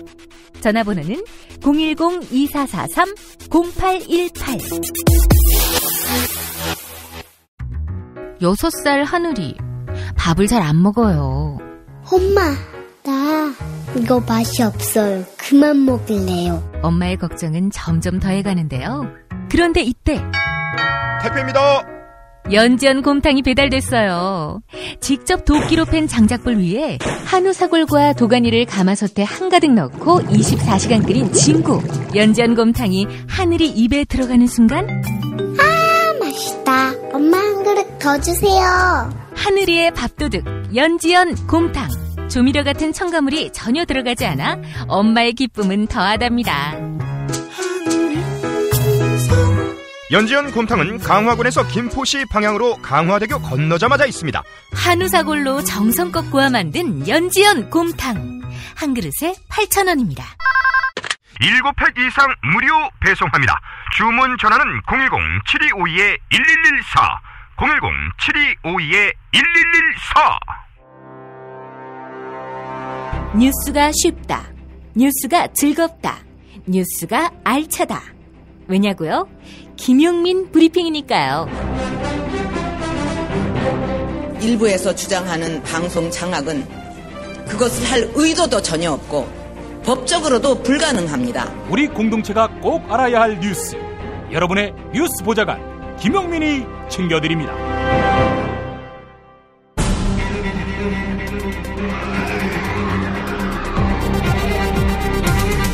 본격 정치 논평. 네, 매주 수요일은 안진걸 참여연대 협동사무처장 만나보겠습니다. 안진걸 처장님? 네, 안녕하십니까. 예. 네. 아이고, 왜 이렇게 목소리를 다소곳하게 하십니까? 아니, 저희가 원래는 명랑하게 활동해야 되는데, 예. 요즘에 세월호 참사 진상규명에 대한 단식 농성도 계속되고 있고, 예. 또 가습기 참사 유가족들도 피눈물로 호소하는데 아직 해결이 안 되고, 거기에다가 이제 시민단체들이 지난 총선 때 낙선운동 좀 했다고, 대대적으로 지금 24명 정도를 소환조사를 하고 압수수색하고 이런 일들이 계속 겹쳐지니까, 저희 힘이 빠진 건 아닌데요. 아무래도 좀 차분하게 대응을 하게 되는 슬픈 일들이 많다 보니까 그런 상황입니다. 아, 우리 안진걸 처장님 댁도 압수수색 당했죠?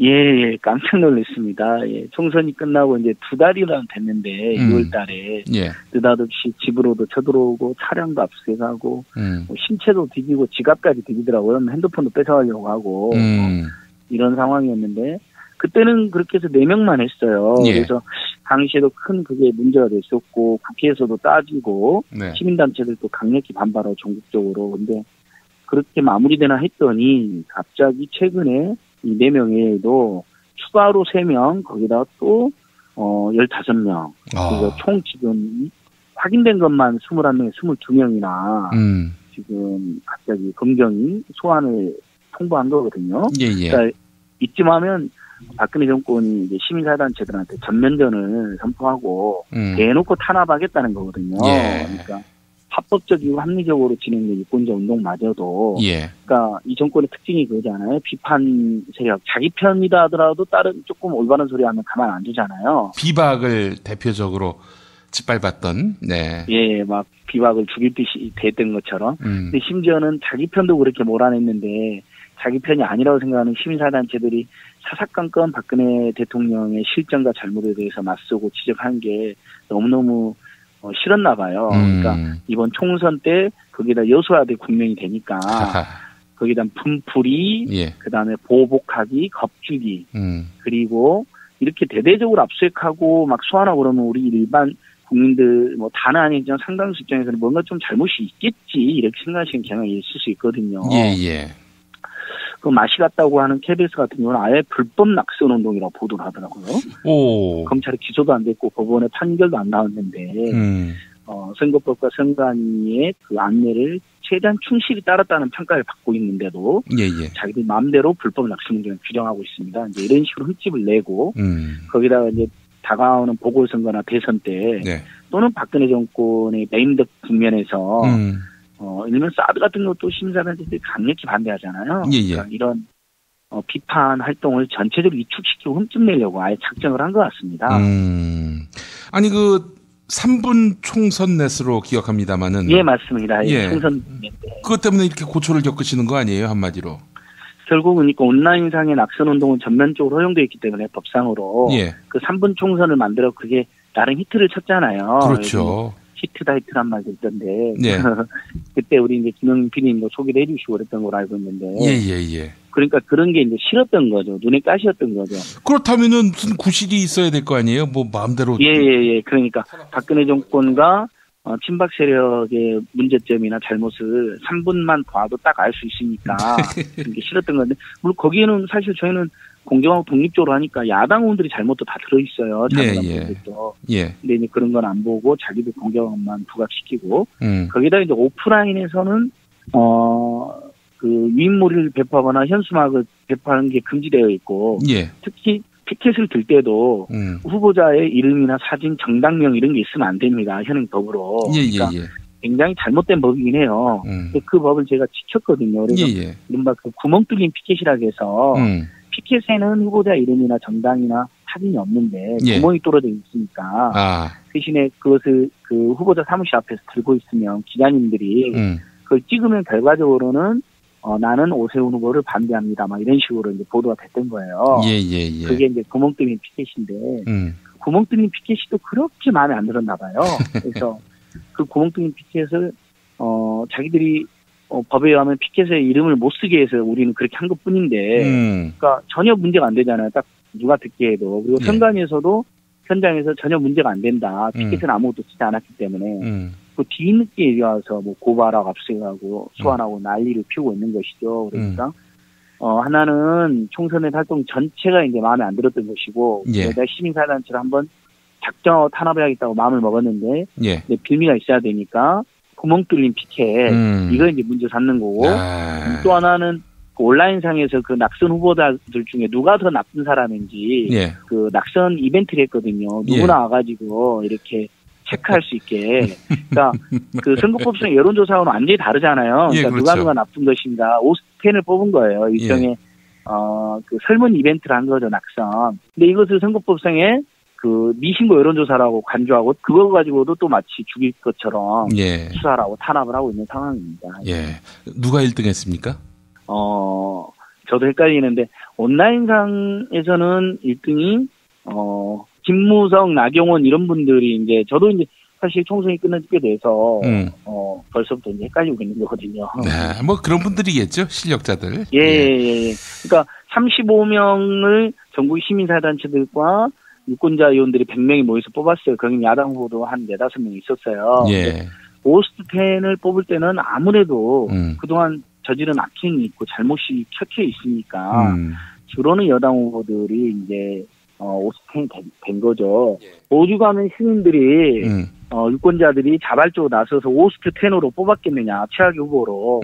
물론 이제 제가 최악의 후보 10명 뽑은 게 아니라 최선의 정책 10명도 같이 뽑았거든요. 거기서 누가 1등 했습니까? 거기는 후보는 아니고 베스트 정책으로. 아, 베스트 정책. 예. 예, 정책도 뽑고, 그러니까 뭐 역사교포 국정화 저지라든지, 세월호 참사 진상 규명이라든지, 전월세 상한제라든지 이렇게 뽑았어요. 예. 근데 이제 워스트 10이 됐다면 오히려 부끄럽게 생각하고 반성해야 되는데, 예. 반성커녕 그것을 뽑은 유권자들을 족치겠다. 지금 이런 식으로 나와가지고 문제를 삼는 거니까 국민들이 더 열받고 시민단체 더 분나는 겁니다. 예.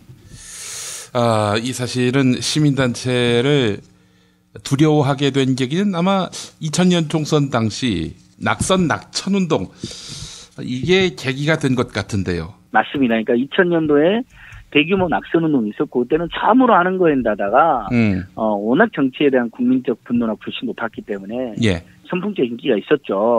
그렇게 해서 2000년, 2004년, 2008년, 2010, 2016년 이렇게 총선 때나 지방선거 때마다 시민단체들이 항상 이런 낙선운동 또는 뭐 후보자들에 대한 정보공개 운동을 했는데 아마 우리 김영 PD도 그렇고 애청자들께서도 한 번도 그걸로 무슨 탄압을 받은 기억이 없으실 거예요. 그러니까 이명박 정권까지 포함해서 다 그걸 인정을 한 겁니다. 기본적으로.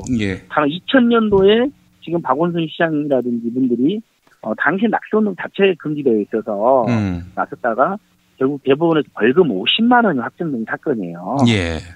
지금보다 훨씬 대대적으로 했을 때도 벌금 50만 원입니다. 근데 지금 이번에 한 건 애청자들 중에서도 낙선운동 이번에 별로였다 이렇게 생각하는 분들도 있을 거예요. 그렇게 크게 하지는 못했다라는 지적도 있었거든요. 저희는 나름대로 심한다고 했는데.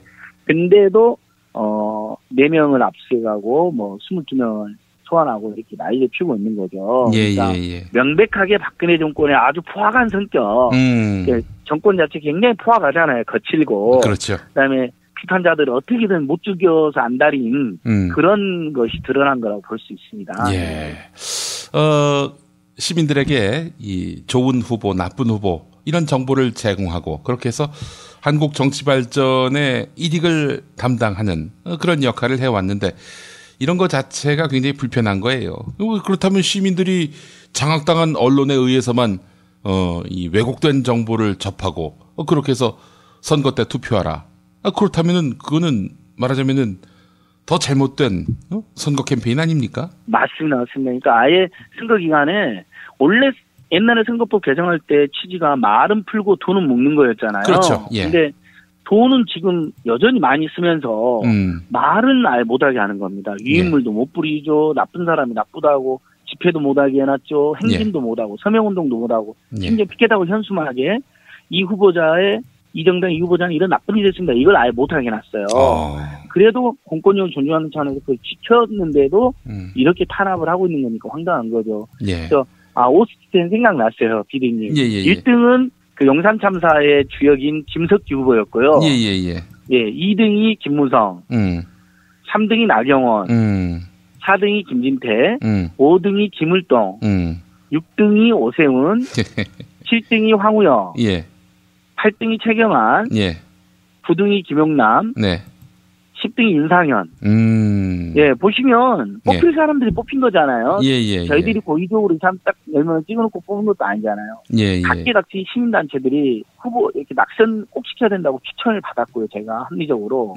그 다음에 그 중에서 온라인상에 그 설문조사도 해본 거고, 선거법상 여론조사하고는 차원이 다른. 그렇죠. 그 다음에 유권자 위원들 100명이 모여가지고 직접 투표도 하고 이게 다 결합돼서 3,400여 명이 참여해가지고 뽑은 거거든요. 그러니까 당연한 결과이고 반성이도 모자랄 판에 예를 들면 여기서 이제 뭐 오세훈, 김을동, 황우혁, 김용남 등이 낙선했는데 또 윤상현은 자기 지역구 앞에 와서 반대 운동했다라고 굉장히 이제 화가 많이 난 모양이에요. 이런 사람들이 선거나 검찰에 압력을 행사했다는 의혹도 있고, 그러면서 이렇게 대대적인 수사가 되고 있는 거 아닌가. 박근혜 정권의 비판자를 용납하지 못하는 그 선량한 포악한 선택까지 결합돼서 예. 그러면서 지금 전국의 시민단체들이 된통당하고 있고 예. 그다음에 또 총선 내에서 주도적으로 했던 참여연대나 예. 인천평화복지연대, 시민사단체연대 실무 책임자들은 심지어는 검찰에서 뭐 구속시킨다 뭐 이런 예. 이야기가 나오고 있는 상황입니다. 예. 그래서 시민들께서 꼭 저희를 지켜주시고 함께해야 될 상황이다. 예. 시민들이 시민단체를 지키고 시민단체들이 시민을 지키고 이렇게 서로 연대하면서 버틸 수밖에 없는 이 정권이 말이 안 통하는 뜨 정권이다 보니까 말이 안 통하는 뜨 정권. 예. 예. 그래서 그런 점들을 우리 애청자들께 좀 호소드려 봅니다. 예. 알겠습니다. 매주 수요일마다 만나는 안진걸 참여연대 협동사무처장. 오늘 말씀 잘 들었습니다. 예, 피디님 연결 감사합니다. 너무 고맙습니다. 다음 주에 뵙겠습니다. 술자리 많은 요즘 3차까지 달린 당신을 위한 필수품. 전창걸의 새싹 땅콩차. 이제 속쓰림은 잊으세요. 070-8635-1288 070-8635-1288 세계 최초의 미용 베개 바슈필로우를 아시나요? 아름다운 얼굴, 탱탱한 피부, 건강한 수면. 세계 최초의 미용 베개 바슈필로우가 도와드립니다. 검색창에 미용 베개 바슈필로우를 검색해주세요. 한국은 독재를 해야 돼. 하나님이 독재하셨어, 하나님. 이런 걸 해결하는 분이 고 박정희 대통령인 줄로 믿습니다. 특별히 전두환 사령관을 위해서 하나님 앞에 기도합니다. 누가 경제 살려달라고 대통령 세웠어? 우리가 장모님을 대통령 세울 때는 종북주의자 척결해 달라고 세운 거야. 혐오를 부추기고 자본에 탐닉하는 교회. 그렇게 예수로부터 멀어진 한국 개신교를 전면적으로 해부했습니다. 한국 개신교와 정치. 한국 개신교에서 가장 핫한 인물. 문화학 박사 김용민이 심혈을 기울여 만든 한국 개신교와 정치. 소명출판에서 나왔습니다. 오늘을 읽는 책. 문학평론가인 국민대학교 국문학과 정선태 교수와 함께합니다. 정선태 교수님 만나보겠습니다. 교수님 안녕하십니까? 네, 안녕하십니까? 예. 자, 오늘 어떤 책 만나볼까요? 오늘은 최만식의 그 단편 중에서 예. 미스터 방이라는 소설을 함께 얘기해 보도록 하겠습니다. 예. 단편선 레디메이드 인생에 이제 담겨 있는 미스터 방인 거죠? 네, 그렇습니다. 예.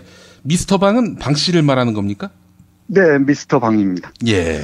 근데 먼저 이 소설이 나온 시기, 예. 소설이 쓰인 시점을 알 필요가 있을 것 같은데, 예. 1946년에 발표된 작품입니다. 예. 심상치가 않죠?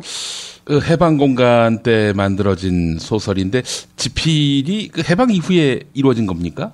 그렇습니다. 1946년이면은 이제 신탁 통치를 둘러싸고 이제 좌우 대립이 격화되는 시점이죠. 예. 그리고 이제 미 군정이 대대적으로 이제 이른바 좌파들을 배제하고 예. 친일 세력들 대거 등용하면서 예. 새로운 냉전 질서를 만들어가던 그런 시점이기도 합니다. 예. 미스터 방은 뭐 하는 사람이었습니까?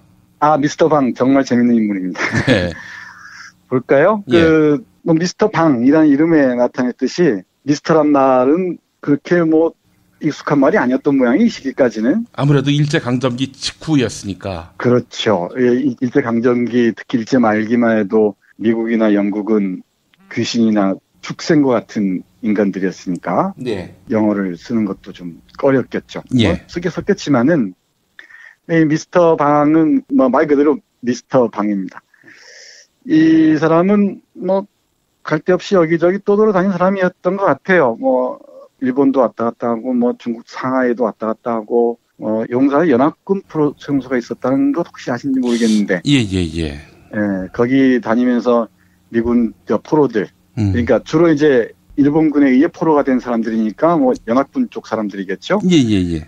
그 사람들을 상대로 하면서 어떻게 상대했는지 모르겠지만 이게 토막 영어를 배웁니다. 간신히 영어를 배우고 하면서 그래도 독립이 돼도 독립된 감흥도 없고요. 구두방이나 다니면서 결국은 구두방도 제대로 못하니까 신기료 장수라고 있잖아요. 신발 고쳐주는 사람. 그 노릇을 하면서 살아갑니다. 그러던 사람입니다. 그런데 어느 날 이게 중요하죠. 예. 멍하니 앉아 있는데 미군 병사가 지나가는 거예요. 미군 병사가 지나가는데 그때 딱 반뜩 떠오른 거죠. 아, 내가 할 일이 있다. 예. 정말 배운 게 있으니까 그게 뭔가 영어입니다. 예. 토막 영어죠. 예예. 이 영어를 배웠다는 게 뭐 기동력 한 정도겠죠. 예예예. 그래서 이제 빚을 내서 옷을 딱 갈아입고 이제 그 미군에게 접근합니다. 그 당시 미군정이었잖아요. 예예예. 미군 소위에게 접근해서 그 이제 통역관 노릇을 하기 시작합니다. 예. 그 통역관 노릇을 하면서 이제 온갖 폐악질들 다 저지르죠. 보잘것없던 사람이 이제 그 통역관이 된 순간에 그 권력의 중심. 예. 원래 그게 무섭잖아요. 원래 예. 내시란 말을 많이 쓰시던데 전 내시란 말이 맞득치 않습니다만은 예. 뭐 그런 노릇을 하는 거죠. 완장을 찬 셈이군요. 그렇죠. 이제 미군 옆에 딱 붙어서 완장을 차고 이제 거들먹거리기 시작합니다. 예. 그러다가 이 사람이 뭐 맥주를 즐기게 되고, 예. 그 다음에 아주 미국식 생활을 하게 되고, 예. 이 주택이 참 재밌는데, 그 적산이라고 일본이 물러나고 나서 남아있던 그 재산들, 예. 일본인들이 살다간 집인 모양인데, 그 집을 미군에게 분양받아서, 예. 이제 반은 미국식, 반은 일본식으로 꾸며놓고, 예. 아주 뭐, 그럴싸하게 살아갑니다. 그 주택 구조 참 흥미롭죠. 예. 반은 일본식, 반은 미국식. 예. 이게 그 해방 이후 조선의 상황, 또는 뭐 지금도 크게 다르지 않은 것 같은데, 그럴싸하게 살아가는 모습을 그립니다. 그러다가 이제 여기에 백주사라는 한때 잘 나가던 사람이 찾아와서, 뭐 아부를 하는 겁니다. 이제 우리도 좀 잘 봐달라고. 그런데 그걸 쉽게 들어주지 않죠. 예. 뭐 그런 자잘한 얘기들은 이제 우리 청취자 여러분께서 직접 읽어보시면 아주 재밌을 거고요. 최만식 소설이 훨씬 재밌습니다. 예. 아주 재밌습니다. 그런데 이 양치질까지 배운 모양이에요. 안 하던 양치질까지 하면서 입을 헹구고 있었던 모양이죠. 입을 헹구고 딱 있는 참인데, 예. 그때 마침 그 소희가 예. 미스터 방을 찾아와요. 헬로우하고 인사를 합니다. 예. 근데 그걸 미처 알지 못하고 입에 물고 있던 양침물을 예. 그 장교 얼굴에 뱉어버립니다. 큰일 났죠. 예. 이게 이제 그 최만식 씨의 풍자인데, 예. 그 마지막 구절 한번 읽어보고 얘기를 하겠습니다. 예. 미스터 방이 그 걸쭉한 양침물을 노대 아래로 아낌없이 쫙 베앉는 바로 그 순간이었다. 그 순간이 공교롭게도 마침 그를 찾으러 온 S 소희가 현관으로 일단 들어서려다 말고 뒤로 서너 걸음 도로 물러나 헬로 부르면서 웃는 얼굴을 쳐드는 순간과 그만 일치가 되었었다. 애구머니. 놀랄 질겁을 하였으나 이미 배아타진 양침물은 퀴퀴한 냄새와 더불어 백절폭포로 내려 쏟쳐 웃으면서 쳐드는 에스소이의 얼굴 정통에가 You devil! 이 기급할 자식이라고 에스소이는 주먹질을 하면서 고함을 질렀고 그 주먹이 쳐든 채 그대로 있다가 일변 허둥지둥 버선발로 뛰쳐나와 손바닥을 싹싹 비비는 미스터 방의 턱을 상놈의 자식 하면서 철컥 어퍼커트로 한 대 갈겼더라고. 이렇게 돼 있습니다. 참 미국에 빌붙어 사는 사람의 비애죠, 비애. 예. 권력의 하수인으로 살아가는 사람의 비애입니다. 근데 이 소설에서는 뭐 몇 가지 우리가 주목해야 할 게 있을 것 같아요.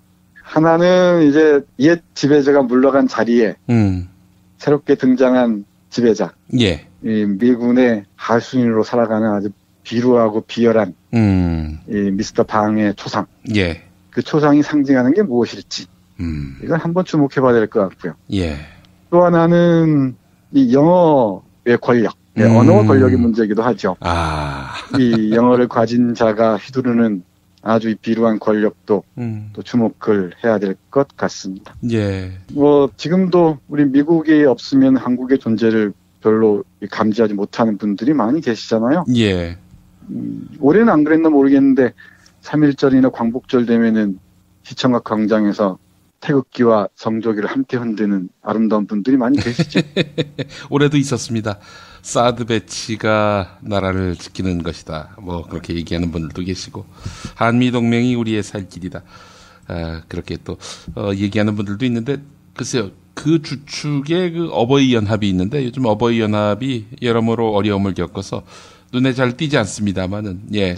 잔당들이 남아 있습니다. 그래서 뭐 짤막한 소설을 통해서도 그렇지만 역사를 제대로 직시하는 게 대단히 중요하죠. 예. 역사를 직시하지 못하면 우리가 얼마나 참담하고 비루한 삶을 살아가고 있는지 알기가 쉽지 않죠. 예. 상처를 직면해야 예. 뭐 치료하든 뭐하든 할 수 있겠죠. 이제는 뭐 초등학교에서도 영어를 가르치니까 영어가 권력이 되는 일은 없을 겁니다만은 여전히 그 4대주의, 미국 엉덩이에 붙어서 형님 하는 이런 문화는 사라지지 않고 있는 것 같은데, 그런 사람들이 중국에 가서 사드 문제로 촉발된 한중 간 갈등을 해소하려는 야당 의원들을 향해서 매국, 4대주의 이러고 있단 말이죠. 이건 또 어떻게 봐야 될지. 그러니까 사드에 반대하면 매국이고, 예. 찬성하면 애국이고 하는 논리가 미스터 방의 논리죠. 우리 안에 미스터 방이 얼마나 깊숙이 들어와 있는지 조금만 둘러보면 어렵지 않게 알 수 있을 겁니다. 예. 최만식 선생 참 대단하네요. 어떻게 1946년, 미군이 들어온 지 채 2년도 안 된 그런 시점에서 이런 상황을 통찰할 수 있었는지. 네, 글쎄 이게 이 작가의 어떤 직관력 같은 거겠죠. 예. 그런데 안타깝게도 이 태평천하나 탕류 예. 이런 작품을 쓴 이 뛰어난 작가인 최만식도 일제 말에는 친일을 한 것으로 해서 논란이 많습니다. 아, 그렇습니까? 이 문제는 이제 또 다른 기회에 예. 한번 다뤄보기로 하죠. 예. 알겠습니다. 오늘도 정선태 교수님과 함께했습니다. 교수님, 내일 뵙겠습니다. 네, 감사합니다. 예. 제주에서 친구랑 재미있게 놀고 싶은데 문자당에 물어봐. 원룸 구할 때 주의할 점? 문자당에 물어봐. 수술 입원 후에 보험금 받았나 확인은? 문자당에 물어봐. 친환경 유기농 농산물 어디서? 문자당에 물어봐. 집수리 견적, 생활, 보험, 법률도? 문자당에 물어봐. 혹시 내 반쪽도? 포털이나 카카오톡, 텔레그램, 페이스북 어디서든 문자당을 검색해보세요. 잠깐! 불법적인 일은 사양합니다. 네, 제가 앞선 방송 중에 안중근 의사가 순국한 곳이 리순 감옥인데 거기가 산둥반도에 있다 이렇게 말씀드렸는데요. 예, 산둥반도가 아니죠. 요동반도가 맞습니다. 예, 저도 실수를 합니다. 예, 돈 많이 벌어서 얼빠지지 않은 똑똑한 연설 비서관을 두도록 하겠습니다. 지금은 없습니다. 자, 이제 어제 있었던 뉴스 듣기 능력 평가 정답자를 발표하겠습니다. 정답은 2번 이토 히로부미를 총으로 사살했다지요. 우선 연두빛 282님, 아침 방송에서 감기 걸린 것 같아서 걱정이 많이 됐는데 좋아지신 것 같아 다행입니다. 김용민 브리핑 덕에 기존 방송 뉴스를 안 본 지 오래됐습니다. 제일 좋아하는 코너는 경제의 속살과 피박토론, 공화국 논평입니다. 뉴스 듣기 능력 평가에서 음성 변조된 공주님 목소리 너무 재미있습니다. 예전에는 가끔 들을 수 있었는데 이제 자주 들으면서 웃을 수 있게 됐습니다. 허리 디스크 쇼도 음악 한 곡과 더불어 여유가 생기는 기분입니다. 정치 이야기야 다른 분들이 많이 적으시니까 전 청취 소감만 적겠습니다. 라고 해주셨습니다. 네, 이런 소감 많이 적어주십시오. 고맙습니다. 자, 혜빈 혜원아빠님 2번 총으로 사살했지요. 네, 정답 맞히셨습니다. 매일 좋은 내용으로 시사 해설을 해줘서 많은 도움을 받고 있는 30대 후반의 두 딸 아빠입니다. 이 정권에서는 초등학교에서도 역사 교육을 일부 왜곡하는 교사들도 있는가 봅니다. 한 달 전 초등학교 4학년생인 조카를 오랜만에 만났는데 저에게 이런 질문을 합니다. 작은아빠, 대한민국이 언제 시작됐는 줄 아세요? 그래서 제가 아마 1919년일 거야 라고 답해 주었더니 조카왈, 아니야 작은아빠 그것도 몰라, 1948년에 시작된 거야. 그걸 누가 가르쳐 주었냐고 물었더니 담임 선생님이 얘기해 줬다면서 자신 있게 이야기했습니다. 이 현실이 슬픕니다. 네, 이런 사연 보내오셨습니다. 두 분께 책 선물 보내드립니다. 낡은 외투와 새 책이라는 출판사에서 협찬하는 쓰고 불태우는 자화상입니다. 책 제목이 쓰고 불태우는 자화상입니다. 우리의 청소년은 입시에 매달려 있지요. 진로는 다른 누군가에 의해서 그리고 유행에 따라 변하는 어떤 조건에 따라서 결정지어집니다. 만약 이 시기에 단 한 번이라도 자신을 정리할 수 있는 시간을 갖는다면 선택의 기로에 서 있을 때 우리는 지금보다 분명한 자신의 목소리를 들을 수 있을 것입니다. 쓰고 불태우는 자화상이란 책이 도와드립니다. 과거, 현재, 미래 순으로 자신과 인생, 가족, 생각에 대한 수많은 질문들이 꾸려져 있습니다. 쓰고 불태우는 자화상, 쓰고 불태우는 자화상, 여러분의 많은 관심 바라겠습니다. 이종황의 허리 디스크쇼로 이어갑니다.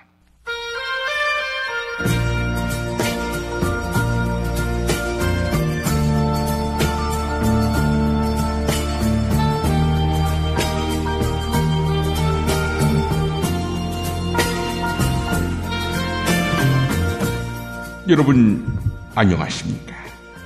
여러분의 신청곡과 사연으로 꾸미는 이종황의 허리 디스크쇼, 여러분의 DJ 이종황입니다.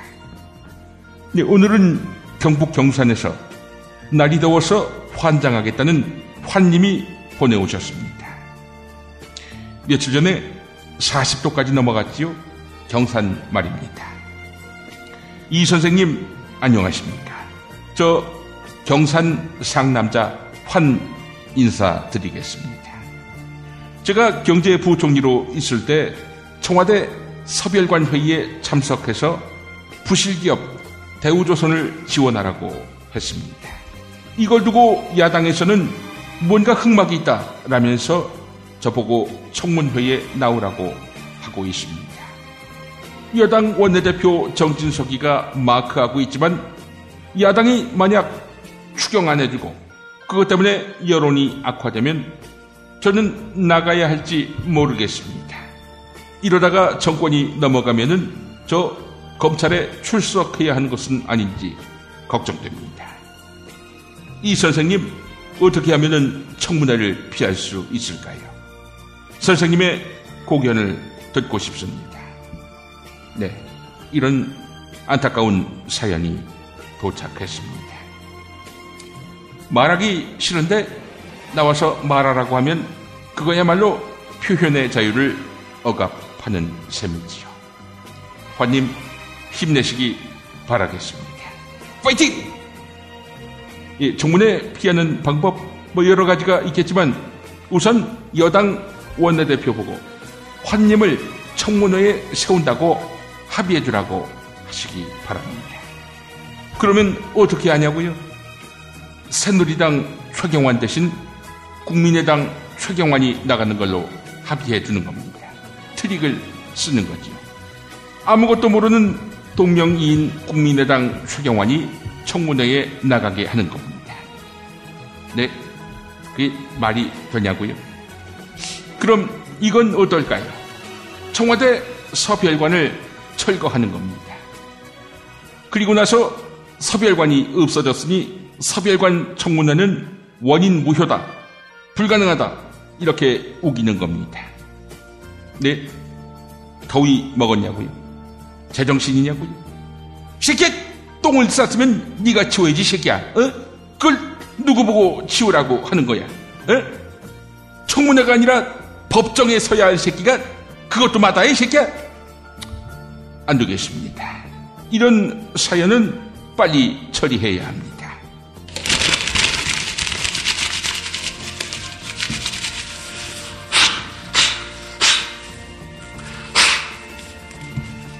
여러분의 신청곡과 사연으로 꾸미는 시간, 이종황의 허리 디스크쇼. 오늘 마무리는 윤민석이 만든 노래 경문 6, 경문 6 보내드립니다. 내일 이 시간 다시 만나 뵙겠습니다.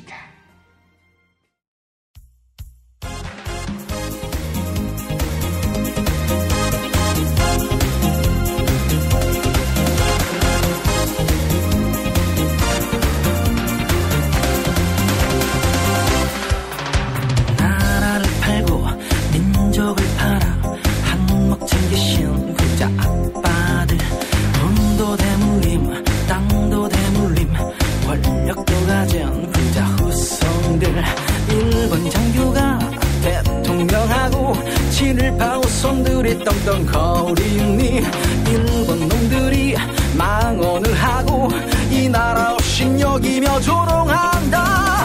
적결하여라 진일 매국노 민족의 자존 지켜 세우자.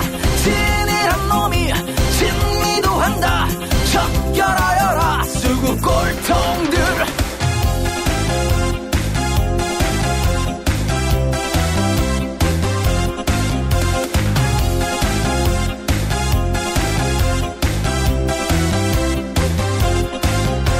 일본 장교가 대통령하고 친일파 후손들이 떵떵 거리니 일본 놈들이 망언을 하고 이 나라 없인 여기며 조롱한다. 적결하여라 진일 매국노 민족의 자존 지켜 세우자. 진일한 놈이 진미도 한다. 적결하여라 수구 꼴통들. 적결하여라 진일 매국노 민족의 자존 지켜 세우자. 진일한 놈이 진미도 한다. 적결하여라 수구 꼴통들. 적결하여라 진일 매국노 민족의 자존 지켜 세우자.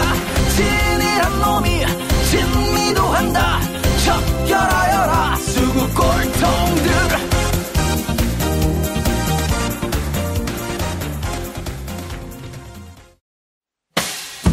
김용민 브리핑과 함께한 시간 어떠셨어요? 다음 시간에도 보다 바르고 알차며 즐거운 정보로 여러분을 찾아가겠습니다. 팟캐스트 포털 팟빵에서 다운로드하기, 구독하기, 별점 주기, 댓글 달기로 응원해주세요. 잊지 마세요. 다운로드하기, 구독하기, 별점 주기, 댓글 달기.